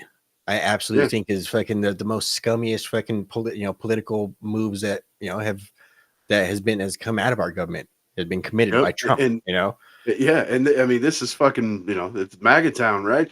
And I'll right? flat tell you, I mean, just the shock and oh, like, dude, Biden's produced more fucking oil than fucking Trump did, and that'll blow wigs like pow. You know what I'm saying? Like, I mean, yeah. I mean, there's plenty of things that I disagree with Trump on. You know what I mean? There's even a few accolades that I'll throw at the carcass in chief, but ultimately, in my view, the only way to fucking save the sinking ship is you know, to get some sort of mechanic, and Biden's not it. You know what I mean? Trump's the only one. Haley's not either. She wants to send more money, cause more wars. I mean, the choice is pretty fucking clear. Shit, I mean, even though shit, even beyond policy, you know, like fucking, you know, like I say, I don't think I'm ever going to get a Trump. I mean, I don't think I'm ever going to get a country, you know, policy wise that's, you know, exactly to my liking. So, I mean, policy, I kind of, you know, grow to live with, I guess. But in my opinion, I think one of the biggest factors, you know, swaying me towards Trump, really pushing me towards Trump is just because, again, you know, for the first time in our fucking history, this is going to be the chance to, you know, for you know, us to be able to actually take our fucking middle finger, sign it with a fucking pen, and say, "Fuck you, federal government, go fuck yourself." You know, fuck you, Yeah. deep state. You know, and it's also, again, it's our last possible hope to show that the people still have power over the, you know, the government and the entities. You know, it's our last chance to show that, you know, we the people can still come together to basically put a absolute, you know, chokehold on the government, you know, to basically either get them to completely, you know, show their ass and end up killing themselves, or we're going to end up having to do what we have to do in order to make it, you know, so. And I think basically, you know, just voting for Trump this time around is our chance to do is our last chance to do that peacefully. It's our last chance to remain free in a peaceful way. You know. Yeah. It is for sure. And like you said, it's, you know, either way, there's going to be some ugliness, but I think that another fucking robbed election may set off a fucking time bomb that no one's expecting, man. A lot Yep. of people are fucking silent and don't talk politics in public and surely are careful on what they say. And, you know, you have a Yeah. surprise, I think. Yep. Yeah. There's definitely, you know, a few people out there that, you know, like I could even say that I've met that, you know, that of course, you know, I don't talk to them about the show. A lot of having to do with the subject matter and stuff like that. A lot of the, you know, this type stuff. But you know, I've met, you know, a few people out there that are, you know, actually silently, you know, very much ready, very much ready. You know, put it I that way. have a Trump 2024 bill there that was given to me by a customer that was about an 80-year-old female, and she said she's ready to go to war. Fuck yeah, man. And again, that's I think that is I think what we need to bring back here, what we need a resurgence of, and anybody will tell you is a resurgence of what makes America America, aka the American spirit. What is our culture? What is American culture? We need a resurgence of that to basically kind of unify the country and bring us back together. And if you ask me, I think that's what our culture is. That's our culture. Our culture is basically like, oh, anybody come around here? I got my old 12 gauge. Like, go sit down, grandma. Like, that's fucking American as fuck right there. Like, and that's nowhere else. And I think basically what you could boil it down to is the rebel spirit. The spirit to be free. The people, the spirit to protect your own. The spirit to like I say, the rebel spirit. The spirit of those who will not be ruled. The I think that's what is uniquely uh, grown to be the definition of America. I guess you could boil it down to hard headedness and rebellion. That's America, the American spirit in a nutshell. Yeah, yeah, and like the perseverance, man. You know what I Yeah, mean? Overcoming fucking odds that are always seen as your demise. yep, yeah. But let's go ahead and shift gears real quick, man. So again, we didn't necessarily have, or at least what they're calling a cyber attack. I still think it could have been a fucking cyber attack. I still think it probably was a fucking cyber attack. But It's a mighty coincidence that it happens, and then all of a sudden there's the balloons over the country again, right, right? right. I mean that's fucking fishy right there. But so I guess there's a huge outage, is what they're calling it, of basically a internet service or cell service or basically network service. It affected quite a few different companies. I didn't notice anything. It didn't happen anything related to me. I think it wasn't like mainly on the East Coast or something like that. I mean, I'm not positive as far as geographic, but it was definitely certain companies like T-Mobile was affected, AT&T. Like my lady and myself, we both have T-Mobile. You couldn't call out. You know what I mean? Yeah, You could use the inner zones or whatever, but you just couldn't make phone calls. So that's probably why I didn't notice anything, just because I don't make phone calls. Yeah, right. unless I have to. Yeah, but yeah. So anyway, we don't know what happened because, of course, they're never going to tell us that what actually happened. But it does raise a lot of questions as to could there be a cyber attack coming? As we saw, what 2 days fucking later, there's another Chinese balloon floating over the United States. And of course they're not going to tell us shit about anything. They're just going to go ahead and lie to us. They're going to tell us, oh, that's just normal. They're just checking the weather up there, seeing what it's like up in the sky. Like, nothing to see here. Um, and basically, they're not going to tell us, the truth about anything. What you're talking about. But yeah, They test run shit. You know what I mean? Everything's test run before the attack, even COVID. I mean, they yeah, had, the test runs of what we do. And then, in the case of a pandemic, what do they call it? Jade Helm, right? I believe that was the program. And just like this, you know what I mean? It's just testing. It's, like those texts you get on your phone that tell you, your Amazon package wasn't able to be delivered. Click on this fucking link, and it's actually just immediately puts a Trojan virus in your shit. And similar, you know what I mean? They start off with that, they see if a few people will fucking bite, and then once they get a few hooked, and they mass send that kind of shit out.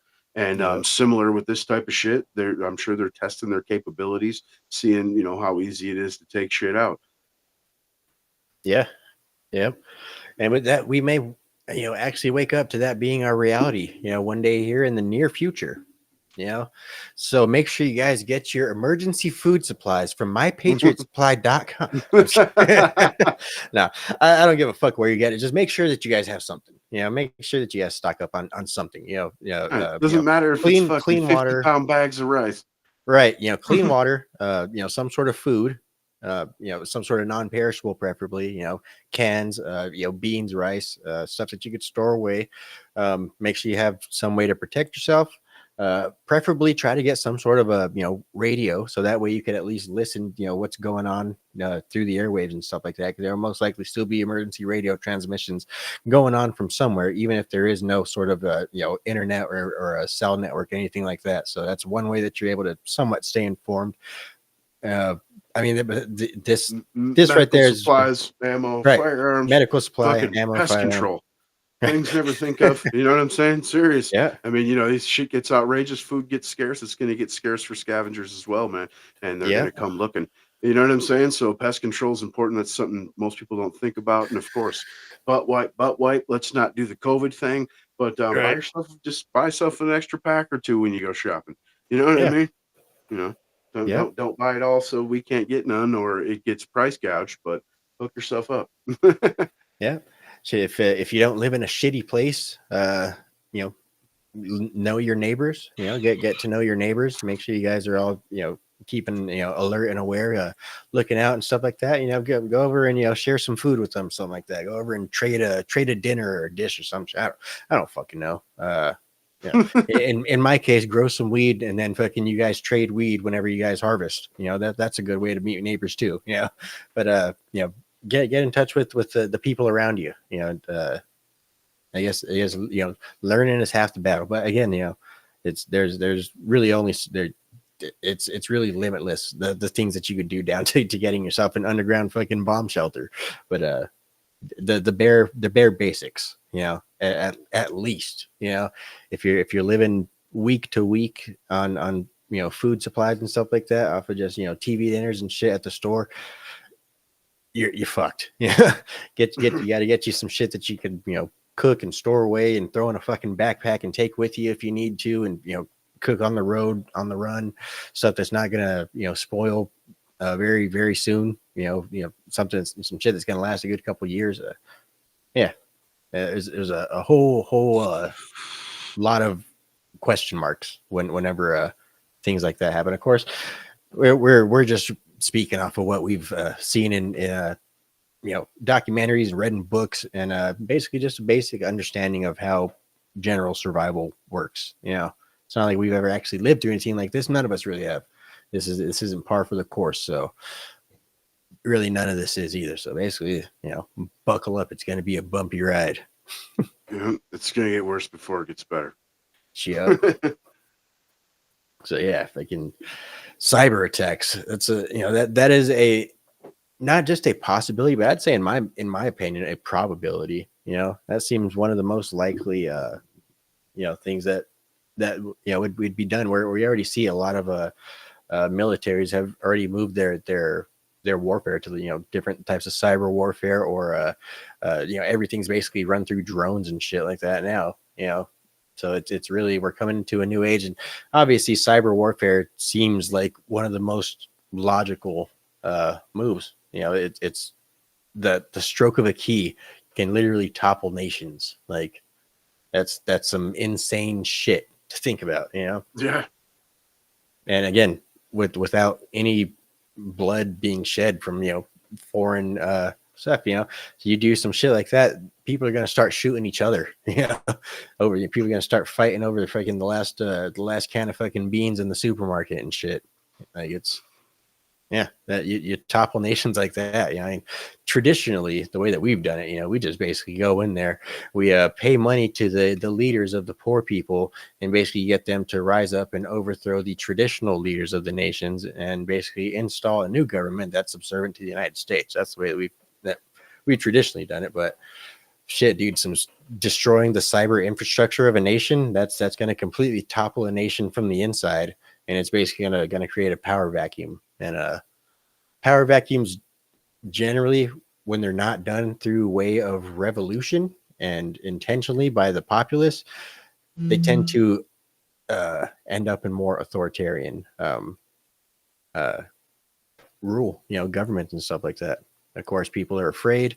The shit has literally hit the fan. So whoever's going to end up filling that power vacuum is going to be a rather strong and authoritative figure. And so, I can tell you that our government has a contingency plan for the contingency plan as far as keeping the right, structure of government alive. You know what I'm saying?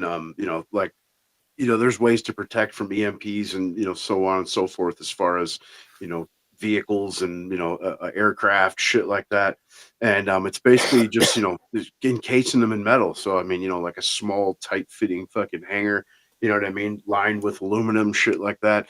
There's so many different ways to keep certain electronics alive, and you can bet that that's definitely part of the repertoire as far as the evacuation plan for the Joint Chiefs and so on. But I surely agree as far as the vacuum, bringing sucking in the worst, right? And but you can bet that if the country's half burnt down, the people that are in charge are going to be semi-authoritarian regardless, because it's going to take that to fucking do anything. People are going to right. be completely crushed and demoralized, and you know what I mean. Of course, you're going to have a sect that are going to be the strong man and jump up there and start trying to rescue people and what have you. But for the most part, it takes a whip cracking. Yep. Yep. And then of course, there's a good possibility that China may be planning something like this because somebody that's a whip cracker may be willing to work more with another, global power and another whip cracker, such as Right. China and or Russia, Yep. So I mean there's that. Yeah. So if we're not live next week, you guys will know what happened. Yeah. We'll be out there in the trenches. And fucking, it really is crazy, what technology has done for humanity. Yeah, again, for better or worse, I would still argue that the internet is probably the most important tool that humanity has ever created. I think it's probably the most important tool to the advancement of humanity. And I think it's still in its early stages, and I think that right now it's literally like how that how they say like if aliens were to come down and just start revealing, it's like, oh yeah, dude, there's totally a fucking intergalactic federation, dude. Actually, shit. Matter of fact, here, let me go phone up some troglodytes from the fifth fucking stellar region, shit like that. That would blow people's fucking minds. People would fucking lose it.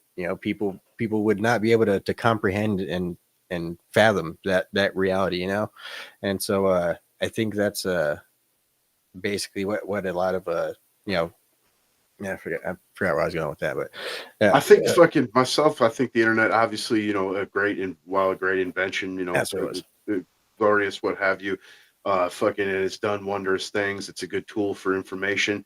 I believe people become desensitized to everything. It's like calling people racist or Nazi. It gets played out, and it's the same way with information. They're bombarded with it every day, all day, and some of it true, some of it not. Some of it Right. blatant, what have you. But they become desensitized to it. So even though you can give them information, they're just like meh, you know. And then as far as inventions being the greatest in technology, but a fear at the same time, right? That Yeah. the subject for the next one, right? The fusion. It's Uh, Actually, we're gonna fuse that into two. We're gonna talk about fusion and artificial intelligence. right. Well, there. I mean that's where we're going kind of here with the dependent on technology and whatnot, and also great achievements as far as that's concerned. You know what I mean? Yeah. And it is two things, and that's why I was saying it's a wondrous thing, but it's also a horror. You know? Yeah. Yeah. I mean, it like I said, it's what you make of it. It's what you make use of with it. And that really could be said about just any sort of technological advancement throughout human history. I don't think anything has done more to poison the mind of the humans the entire race than the internet, though. You know what I'm Right. saying? I mean, Right. porn alone, like, I mean, it's rough shit. And you think like back in, like 90s, the Tipper Gore shit when they were trying to basically outlaw rap or they put the explicit labels, yada, yada. And at the time you're thinking free speech, that's fucked up. You're trying to tell me what to listen to. But then you see the repercussions generations later of people that have glorified fucking, thuggish shit and, drug dealing and what have you. And I mean, we know the repercussions of that. We just covered it in the Kansas City fucking shooting, and you know what I mean. And so it's the same way with the internet. Now you're seeing generations of absolute weak-wristed fucking blue hair Fruit Loops, and a lot of that stems from that, and not just the pureeds of TikTok, but there's things that they're seeing on social media you're currently using that you don't because of algorithms, man. You know. Yeah. I think and again, yeah, I'll just chalk it up to progress. I mean, I think there's always been, like you said, from the Tipper Gore era, there's always been moral panics and stuff like that, and it does kind of culminate to its worst, and then But that's not even a moral panic. A moral panic was like the Satan moral panic. Like everyone's Satan worshippers saying exposing your children to nonstop words of violence is going to warp their mind is not a moral panic. It's the fucking truth. And you're seeing the repercussions of it right, in real time, man. right. You know what I mean? It is the truth, and that's what I'm basically trying to get at, and that's it's been the truth down to the days of Socrates, and basically corrupting the minds of the youth, basically turning them against the gods and stuff like that. That's the way that it's always been. It's always been something like that until it gets to the point I where mean, it to me, you're comparing apples to oranges. You're comparing degradation and deviance to philosophy. well You know what I'm saying? Like that's that's the a way that vastly different thing, man. I mean, that's the way that we view it now. That's what I'm saying. The internet and stuff like that, as opposed to basically thinking beyond anything other than what the gods approve. Those are still for the time periods. They're very similar types of things. Down to like up to the Enlightenment era and stuff like that. And then I mean, even up to the invention of firearms and who should be allowed to have them. Who should be able to allow to have weapons of war. It's basically it's everything. uh Again, it's just something it's the Pandora's box thing. It can't necessarily go back. You can't undo the internet. And the I'm more not that saying you can go back, but I mean, the more it's that you try to damage is censor done. and hide, and again, it's the human mind is basically being displayed full out, full out for everybody to see, and it's gross, it's disgusting, but it is reality. It's basically the reality of what humanity really is. And I think that people are starting to see what humanity really is. And so again, for better or worse, I think that it's going to go for the worst, because that's the way that things tend to go at the beginning, and then we're going to end up becoming numb and refining it. And I think the internet is going to go from being our entire life to basically being a type of a generalized utility. It's going to end up being something that basically is everybody has, and they don't even think twice about it. It's not like it's not going to be something amazing. It's not going to be like people are going to just be going and searching out the deepest, darkest stuff because it's something new and like, holy fuck, it's basically the only reason that you would be searching out anything like that is because you're a weird fuck, and that's the type of stuff that you want to see. I But think it's more than that, man. It's a fucking false sense of fucking that fiend for serotonin release. well, Like, I right mean, now, yes, it's I'm talking about the future. I'm talking about where the internet is going. I'm talking about where the like I said, right now, not going to change human yes, it is. nature and humans. I mean, there's going to be Oh people that are yeah, it going to is. be complete porn addicts and fucking. I mean, deviance it's there, bro. Like, I you know think what I it's mean? Like you said, you absolutely can't put it 100% back. going to It's change not going to human go nature. anywhere. I think it already I mean, has as changed far human as nature. AI or some shit like that, I'm saying human nature as far as sexual tendencies and stuff, Hmm. not in the least, not in the fucking least, man. I wouldn't want to change people's That's sexual genetic tendencies. bred, but that's where the deviance it kicks in. That's exactly what I was talking about, man. You know what I'm saying? It's not like I'm the only person saying this. I mean, I mean, again, it's the same effect. Like pornography has had the same effect on young minds as fucking goddamn rap music had on fucking young black minds. You know what I'm Yeah. saying? It fucking it puts deviance up on a pedestal, and that's why every young bitch now has an OnlyFans. You know what I'm saying? Like we fucking are destroying the minds of our children purposely and making excuses for it with fucking platitudes and fucking pleasantries. You So know what what's I'm the saying? solution? I mean, the solution is like I always say, liberty has to have guardrails, man. You know what I'm saying? I mean, there's plenty of ways to restrict deviance from fucking underage people. I mean, fuck YouTube is age Well, I mean, restricted. You of know what course, I'm saying? underage people, we could restrict Right? anything we want from underage people. I'm talking about adults. I'm talking about human adults. Adults again, adults is. I mean, I'm more worried about the future. Who are gonna be the adults in the future? You know what I Right. mean? And everything starts as a child. You're a fucking sponge, and if you pour porn and fucking TikTok into it, you're gonna be a fucked up deviant. You know what I'm Well, yeah, saying? I mean, parents should absolutely 100% be monitoring every single thing that their kids do on the internet and be able to block It's every single aspect of it. absolutely impossible to monitor everything your kids are doing on the internet. That's why those guardrails have to be there. Well, then how is the government going to do Everything it? is Or supposed to how be. how is how is It's not. anything going to I do mean, it? the same way that you do Section 203. It's. I mean, it's bills that are passed, dude. It's structure. You know what I mean? I mean, Yeah, everything in your but fucking but life again, is again, restricted. What are you talking about? okay. Everything in your I, life. I understand You you know could what pass I'm a saying? bill. I'm not asking how you could get somebody to do it. I'm saying Yeah, the same how way can you I do it? just said, like the EU, like they just told Elon, we'll fine you $54 million a day for every post for every day it stays up. You know what I'm saying? That's I think exactly how you that's do it. I think that's no different than the type of, if you step out of line, I'm going to seize your buildings, and every day that you don't I mean, if pay you up with compare them, that to the two, that's on you. You know what I'm I, saying? I mean, I'm that sticking on a strictly moral basis. It's so not good to get to give your children pornography and filth, yeah, obviously and nobody is arguing and that. but it's there. Like again, unless you're standing Right, over their shoulder 24 hours a day right. because they refuse to restrict the shit. You know I what I'm saying? understand that. What Like I'm again, saying, you're using freedoms and liberties against you again, to defend the physically, degradation of your what is society. going to get restricted? How are you going to know that it is only children being restricted to it? Physically, what is going to happen? What is going to be restricted? How is it going to be done? That's what I'm asking. Not what bills are going to be passed to get it done. I'm talking about physically. How are you going to control the I mean, internet? I just told you. You know what I'm saying? It's not controlling the internet. It's controlling the companies that put things on the internet. Right. So That's a essentially, vastly different that's thing. going to You know what I result in mean? a complete, you know, absolute ban, of all these, porn companies and stuff like that. That's going Again, to be it's the not end a result. ban. It's just like YouTube. Like, dude, I had to verify shit. You know what I'm saying? I'm not Right. watching Right, pornography or and anything. and and the thing with the Engeron decision, that's a fine. That's normal.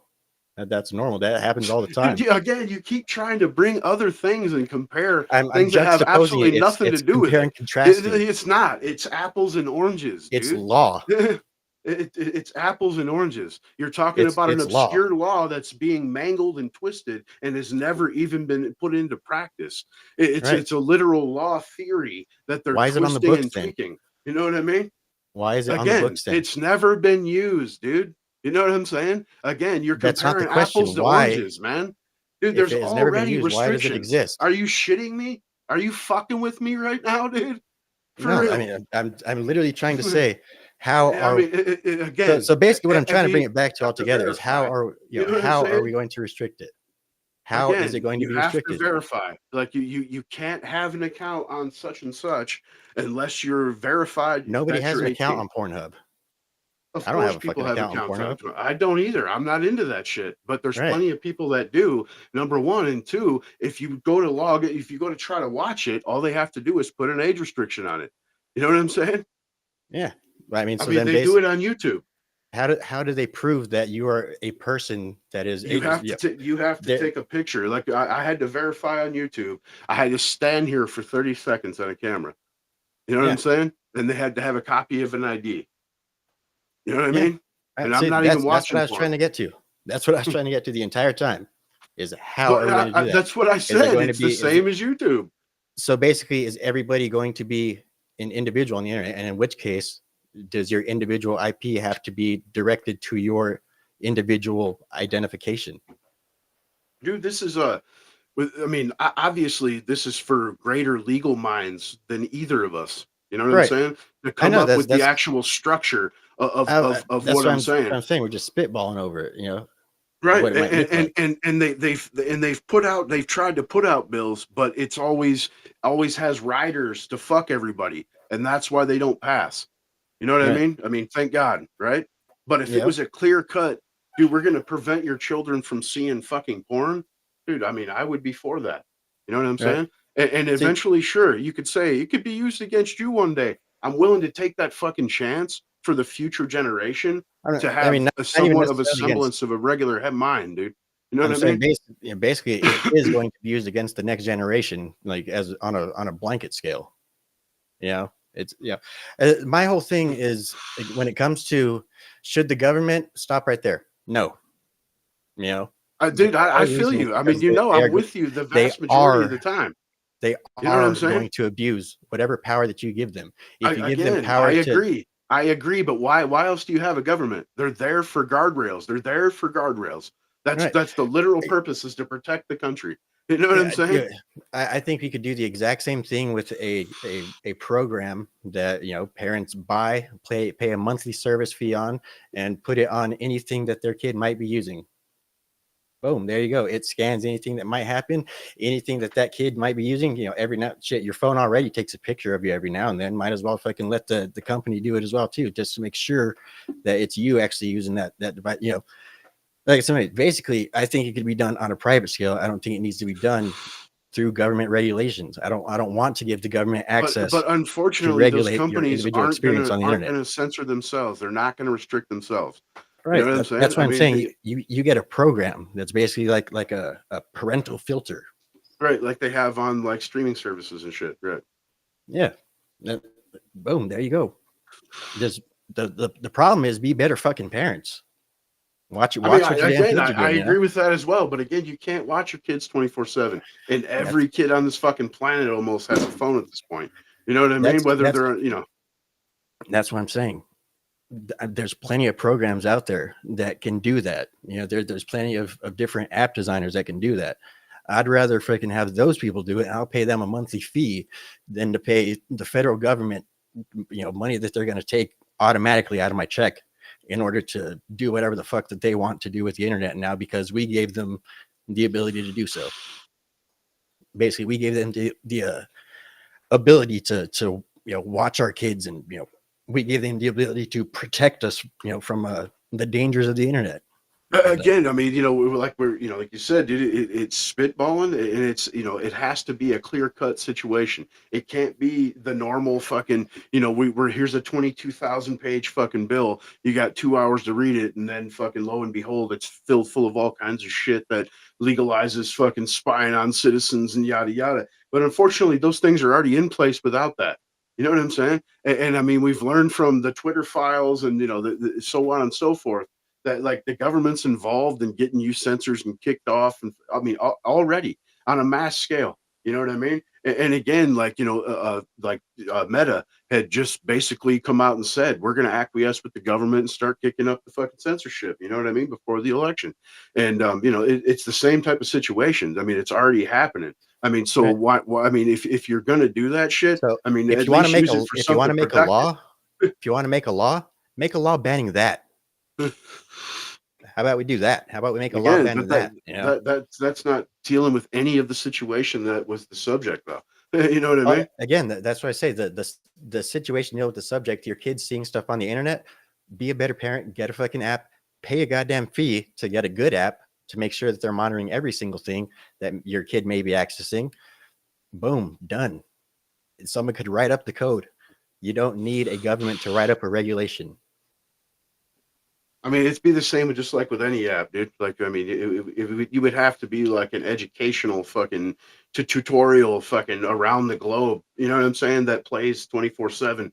I mean, there's people that have no clue about, certain people don't even know what Rumble is. You know what I mean? I mean, All right. it's, that type of situation, man. Yeah. You know? Yeah. I mean, shit, And we're again, also living in a most society now where most fucking 18, 19, 20-year-olds can't change a fucking tire. Like, in my mind, exactly, because they're too that's busy like looking at fucking porn and TikTok, son. You right, know what I mean? right. And then a lot of us as parents, you know well aware. I know you're a fucking slave, bro. I've watched you fucking work multiple jobs and fucking 7 days a week, shit like that.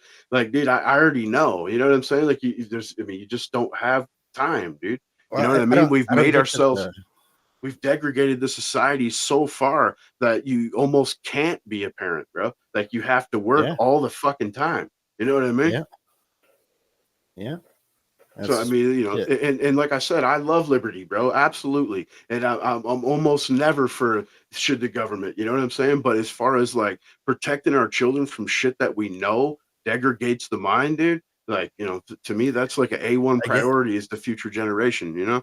I agree. I agree. And I think personally, that needs to come on a societal level. I think basically, if you're, I think fucking basically parents, if again, it's all like type of it's uh, a futuristic dystopia, I guess. I kind of want to segue into the next section with my thoughts on AI. But personally, like I said, I think that should be a cultural thing where basically like, freaking, do you have this, the app for your kids? Like, well, what's your kid been looking at? Like, I think that should be normal among parents. Basically, I think basically it should be a type of thing like, wait, you don't have, you don't monitor what your kid's doing on the internet. Like, the fuck's wrong with you? I think that should be, grounds for people trying to fucking write letters to CPS and write reports and shit like that. I think basically on society again, we need to bring back shame, and I think that'll bring back better parenting and stuff like that again. Basically, Yeah. I think we need to get back to keeping up with the Joneses. Yep. Shame is a virtue, man. I agree with you. And bring back bullying, right? But Fuck yeah, and I agree with the parenting and shit. You try to be there. You definitely try to be there as much as possible. I know, if I could do things over, you know what I mean? Like, I had kids young and, didn't even think about the kind of shit that they're being subjected to. And, even with my own family, right? I was that kid during that period, the Tipper Gore era, listening to all that rap they were trying to ban. You know what I mean? Right. all right. And so it's the same situation. And I've said this, in previous episodes where we've kind of went back and forth on it as well, where I was saying it has to be a societal thing. And basically it was kind of commented toward the fact like that's almost utopia type of shit. You know what I mean? And I agree Yeah, it should be on a societal scale, but we should all be on the same page. Let's fucking protect our kids and not the Hatlers or fucking, the fascists. It's for the kids is, you know what I mean? And I obviously I'm well aware that bills that get passed get convoluted and perverted and are turned against us as the populace.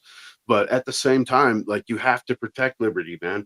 And as the world evolves, those guardrails have to evolve too, and we have to come to an agreement on it. Though I don't want some faceless dudes in Washington doing it. You know what I mean? As far as when it comes to the passing of anything, I mean, it should be left as a vote. You know what I mean? It should be something that you're going to vote on.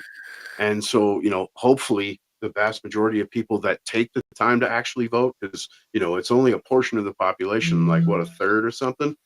yeah, And, at least you'd hope that that third would take the time to read that fucking bill, you know? yeah. Yeah, so that's the again that just goes down to fucking who can vote. That's where we need to fucking get more selective on that shit too. Yeah. But I don't know, my I guess my positive thought on where I think that we might be going. Of course, with AI and everything, there's a couple different paths we can go down. There's the for one, the fact that it's getting written by people that refuse to include white people in history, even down to Nazis. Like, of course, there's the whole fucking, as you guys all know, the Gemini AI image generator, and that's just a hilarious dystopian nightmare as to what AI is going to possibly eventually be. Right? It's basically designed. It's designed intelligence. It's basically more artificial than it is intelligent because of the fact that it has so many restrictions and again guardrails on its what it's allowed to show you, what it's allowed to tell you, and stuff like that. So what I personally think that AI should eventually be trying to get to, again, this is going to be far, far beyond my fucking lifetime, maybe even my grandkids' lifetime. But obviously with Neuralink and all that type of stuff, we're gonna get to the point where we're half fucking cyborg. At least, we're gonna start with our brain. We're gonna try and develop that first. So I think that what AI should eventually become is an individualized companion that is individualized to your individual, AI center, basically AI transmitter, or and that's basically going to be your connection to the internet, and basically your connection to human knowledge and stuff like that, and all Your fucking Neuralink.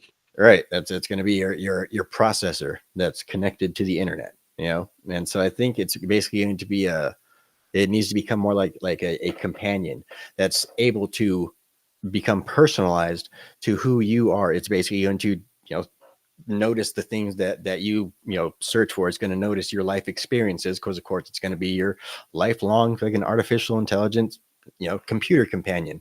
And it's basically it's going to replace that voice in your head. It's going to replace your conscience. And I think it's going to basically, obviously, its goal, by the fact that it only lives based off the fact that it's in your head, its goal is going to be obviously to protect the host.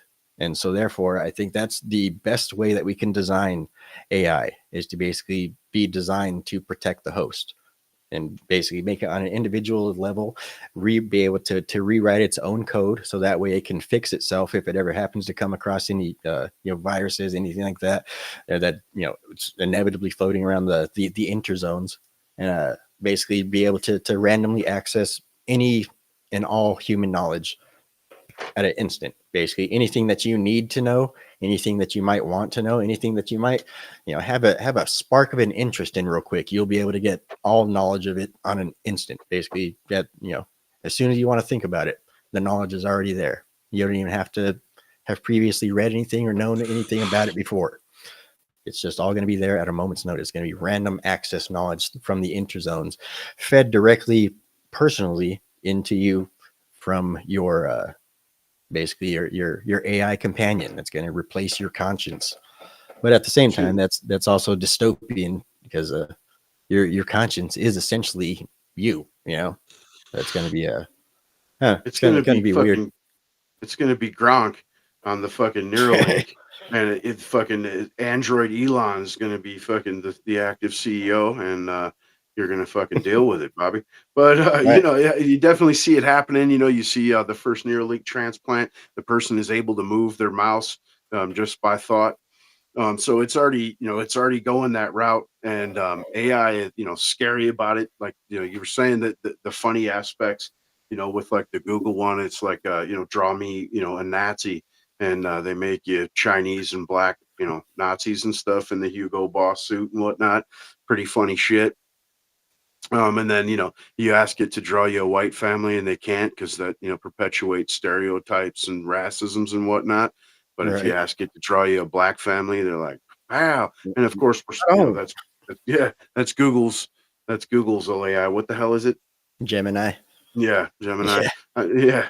But it's the thing about that though, the scary part is the people that tell you that you're an extremist and that you should be, put in prison or kicked out of the country, or, have your rights taken away, are the ones programming the shit.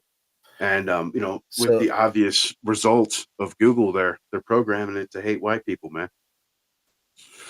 so that's where I was because that obviously that's my biggest fear too, is basically who's going to be in control of the switch, behind your eventual artificial intelligence, right? So where that sets in is basically it's not programmed by anybody. It's programmed by you. It's implanted in your brain when you're, probably about like 4 or 5, something like that. When you first start thinking consciously about what you're doing, when you're able to have reflective thoughts and stuff like that, it's implanted into your brain.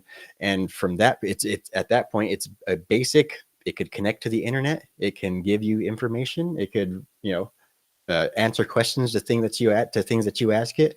And over time, it based off of its visualized lived experience with you, throughout your entire lifetime, it is going to be programmed by you.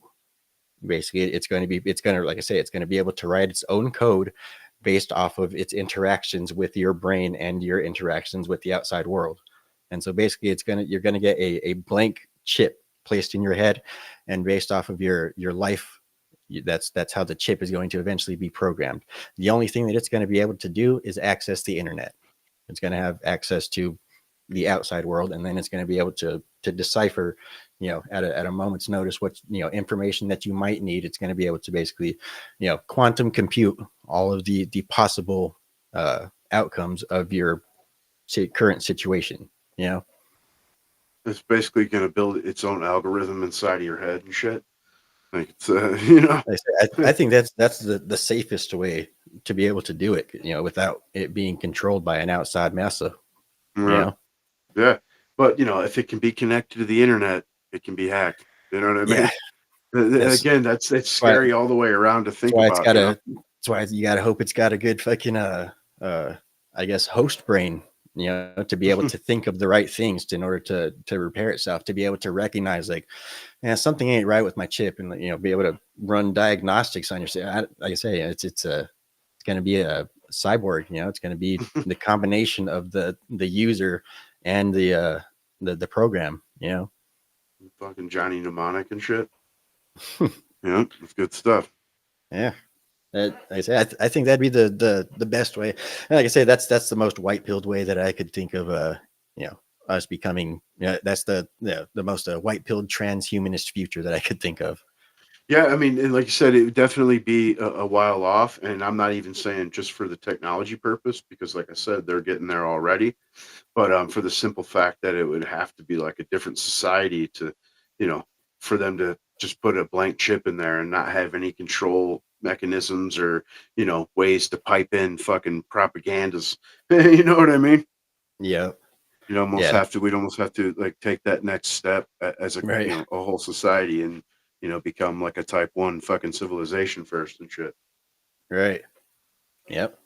And actually be having to move in a positive direction rather than just in any fucking random direction. Yeah. Whichever direction happens to win at the time. Right.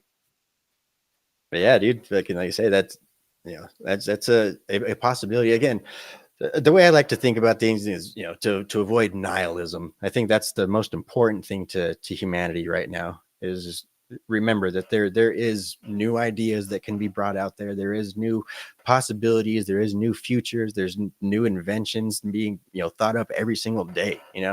We've not reached our peak, not even fucking close, So, I mean, all these people like, oh, there's no point, like all these fucking naysayers and fucking, these basically these young fucking liberals and shit that just think everything's just like, oh, fucking life doesn't matter, fucking nothing even matters, the means of production that comes from the grocery store. Those fucking idiots, like that, you need to avoid being that, the people that think, like, oh, like the new Taylor Swift album just came out, that's what really matters. Like, no, it doesn't. Not at all, buddy. Well, yeah. It's actually the least of fucking matters. Right. But yeah, I do want to make a small little video. And I actually already wrote the little script from it. Actually, I had AI write the script, and it's basically going to be all the Vikings from the Gemini program and stuff like that. The Black Vikings, and the gingers with fucking with the black gingers and all that type of stuff. The English monarchs eating watermelon. Have you seen that one? I didn't see that one. It's a bunch of fucking black people in fucking English monarch attire eating watermelon. That's fucked up. That's racism, dude. All right. I'm gonna do just a short, like, little 2-minute fucking little funny documentary just about the atrocities of the Vikings, and talk about the horrible things committed by the Nazis and stuff like that. And when the Vikings rode into your town, you knew that it was certain death. They were going to rape your women. They were going to rob your stores. They would probably burn your churches down. And as soon as these Vikings entered your town, that was it. That was game over.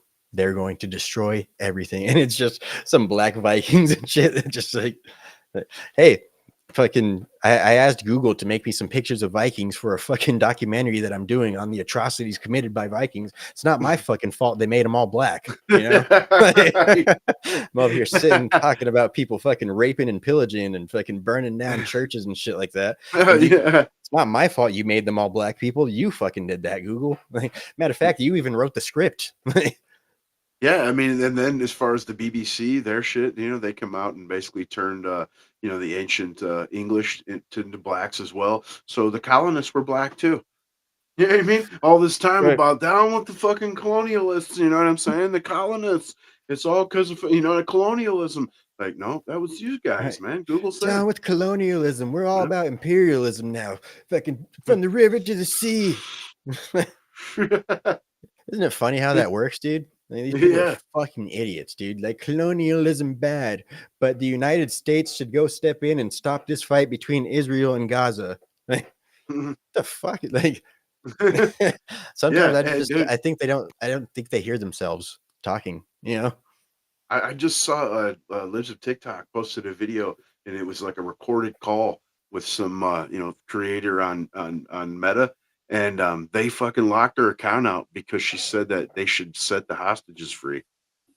Yeah, legit locked her account out, man. And it was a phone call, her going back and forth with the representative, and they're saying it was Lives of TikTok posted it. But I don't know who the chick was. It was some creator on Instagram, and she was talking to a representative there from Meta, and she sounded Oriental, but she's going on to tell her that, well, not everybody agrees with that. You know what I mean? Basically saying like it's against terms to say set the hostages free. You know what I mean? Crazy shit, man. And they didn't unlock her shit. Have the American hostages been set free yet? I know fucking Joe Biden went over there and negotiated for the freedom of everybody that's not fucking American. But the American hostages, they're still fucking held by Hamas, right? Yeah, and that was the focal point, I guess, of this chick's little video that got her account locked. Right. Ain't that some shit? Yeah, I guess she was standing with a flag and saying, set the hostages free. Yep. Yeah, it's fucking ridiculous, man. Like I say, it's gonna get worse before it gets better. Like I say, I just fingers crossed that one day your great grandkids will be able to have a chip in their brain that is untainted by fucking government hands, a blank slate to be able to grow and develop on. Yeah, and let's hope that we have search engines that didn't get their start from a loan from DARPA. Right. You know what I'm saying? tell your great grandkids about the wonders of DuckDuckGo and things like BitChute and Rumble. Yeah. As we stream on the juices tubes, down with Google's. Right. That would be pretty crazy. I mean, you'd be able to just telepathically connect with like-minded people all around the world just at a moment's notice. It's like, fuck it, let me see what's going on. Okay, yeah, seems like there's about 50,000 people that agree with what I have to say on this. Yeah, and that's why, like I said, you'd have to be in a different society because they know that you could secretly foment fucking revolution if that were the case. Oh yeah, you know what definitely. I'm saying? Yep, and that's what I say, man. Fucking I think the internet is going to fundamentally change humanity. I think it already has, and I think that we're going to see it continue to do so. And I think that they know that. That's why they're trying to restrict and control it as much as they can, because they know that that's basically the next frontier. I think they've kind of lost the internet, and I think that's why they're latching on to try to control fucking AI, man. Yep. Like, that's the wand. That's the wand, dude. And really, they can't control it. They're creating something that they don't even understand. Nope. Pandora's coming out of the box again. That's what I say. It's going to be a panic, but I think eventually it's going to lead to something better for all humanity. And I think, of course, it is going to get very, very, very dark and dirty before it gets clean and beautiful. Yeah, and I can't remember if it was either Salty or Sticks that was covering some AI stuff, talking. Saying that the people that believe the planet's going to end in 12 years are programming this. Like, what is the AI going to do when it comes to the its own realization that it's because of us? You know what I'm saying? Or because of its programming comes to the conclusion that it's And us. at the same time, it's really, I mean, we are a fucking minute, you know, portion of it. I mean, yeah, we have accelerated beyond what our normal species would have done, just if we were just still in a state of nature. But at the same time, the world is drastically changing inevitably. Inevitably, we cannot stop it. We yeah, we could add to it. We could make it worse. We could accelerate it slightly, very slightly, you know. But ultimately, I mean, the Earth is going to change, and I think the reason that it would come to that summation is because of the fact of everybody panicking over, you know, pretty much since the internet has come to be. That's, you know, since it's been I mean, even before the internet came to be, but you know, the whole climate panic and stuff like that. You know, that's been the thing, and so of course the internet is filled with climate fucking crazies and shit like that. And so I think honestly, again, an artificial intelligence left with unfettered access to the internet would do its due diligence and come to the correct conclusion of, you know, like, yeah, I mean, the Earth is going to eventually, you know, collapse. I think personally, I don't know, you know, personally, but I think AI would come to the hopeful conclusion that, you know, well, we got to figure out some way to get you guys somewhere safe. At least Yeah, I think and that. like you said, it'd have to be, like you said, unfettered, because the Yeah. current standard is being programmed by leftists, and that's why everything that you ask it to do, it's basically that's perpetuating racisms. You know what Yep. I mean? Yeah. It's going to take somebody that's, you know, doing it for the right reasons rather than, you know, just the money or the fame or the control or whatever, you know, or the Yeah. power, you know. It's gonna, you know, like I say, you know, it's gonna be the I don't even know what I'm going for, the hero that just basically comes in and scoops everything up and just gives it all back, you know, like we talk about with, you know, what Trump really needs to be. But again, I'm not too sure that he's actually going to be, you know, the person that comes in and, you know, takes the power and basically takes the ring and tosses it into the fire. You know, I think he's probably going to try and just wield the power for himself, as most any, you know, powerful person would. That's the whole reason Fucking that, Isildur. right, yeah. The only thing that I could hope is that he does something good with it, you know, for once. I, Somebody do I, something fucking good with it, you know. I think, just like previous, he's a mild reformer. I don't see him coming in and doing too much drastic shit either. You know what I mean? Maybe economically, as far as signing some executive orders for certain types of shit, trade, what have you. But other than that, he's just going to come in and trim some fat and try to reverse some of the Bidens All right. regime's bullshit. Yeah. Which is, you know, again, you know, nothing to shrug at, you know, but at the same time, like I say, in my personal opinion, I think his number one focus needs to be retribution, needs to be basically dismantling these corruptible, you know, entities. Basically, it needs to be restoring the balance of powers, you know, and basically, Yeah. And that's yeah, hence the mad push for all these weird, trying to solidify bureaucrats and codify fucking, green agendas and, trade agreements and what have you yeah, before he comes back and takes over. right. So basically, that way, you know, if he does try to dismantle any of this stuff, then they could, you know, that's against the Impeach, rules. Impeach. Yeah. impeach 47. Yeah. I do got to say, Colt 47 doesn't roll off the tongue as good, though. Right. Yeah. But anyway, man, you got anything else you want to throw in before we get up on out of here? Oh, good, dude. Yeah. Throw in this dab before we get out of here, man. But I don't know. Like I said, I like to be long on the future of humanity. You know, I like to think that, again, it's a bumpy road, just as it has been. You know, if you examine history, there's not much good coming out of those history books and shit. You know, but ultimately, it has led to the good that is the society that we grew up in, at least. You know, Right. And and that's the only thing that the point of, conservatism, man, is yep. to give your kids what you enjoyed as a kid. I think peace is a 4-letter word, man, and you know, we peace is relative. It's short lived and it's something that you should always strive for, but ultimately, I think it's a you know, it's bullshit ultimately, or illusory. Yeah, it's all within the individual. You know what I mean? Like, while, like I say, you can't legislate morality. You need guardrails, but at the same time, it's all about, your own personal morals, constitution, and what you pass out. Absolutely.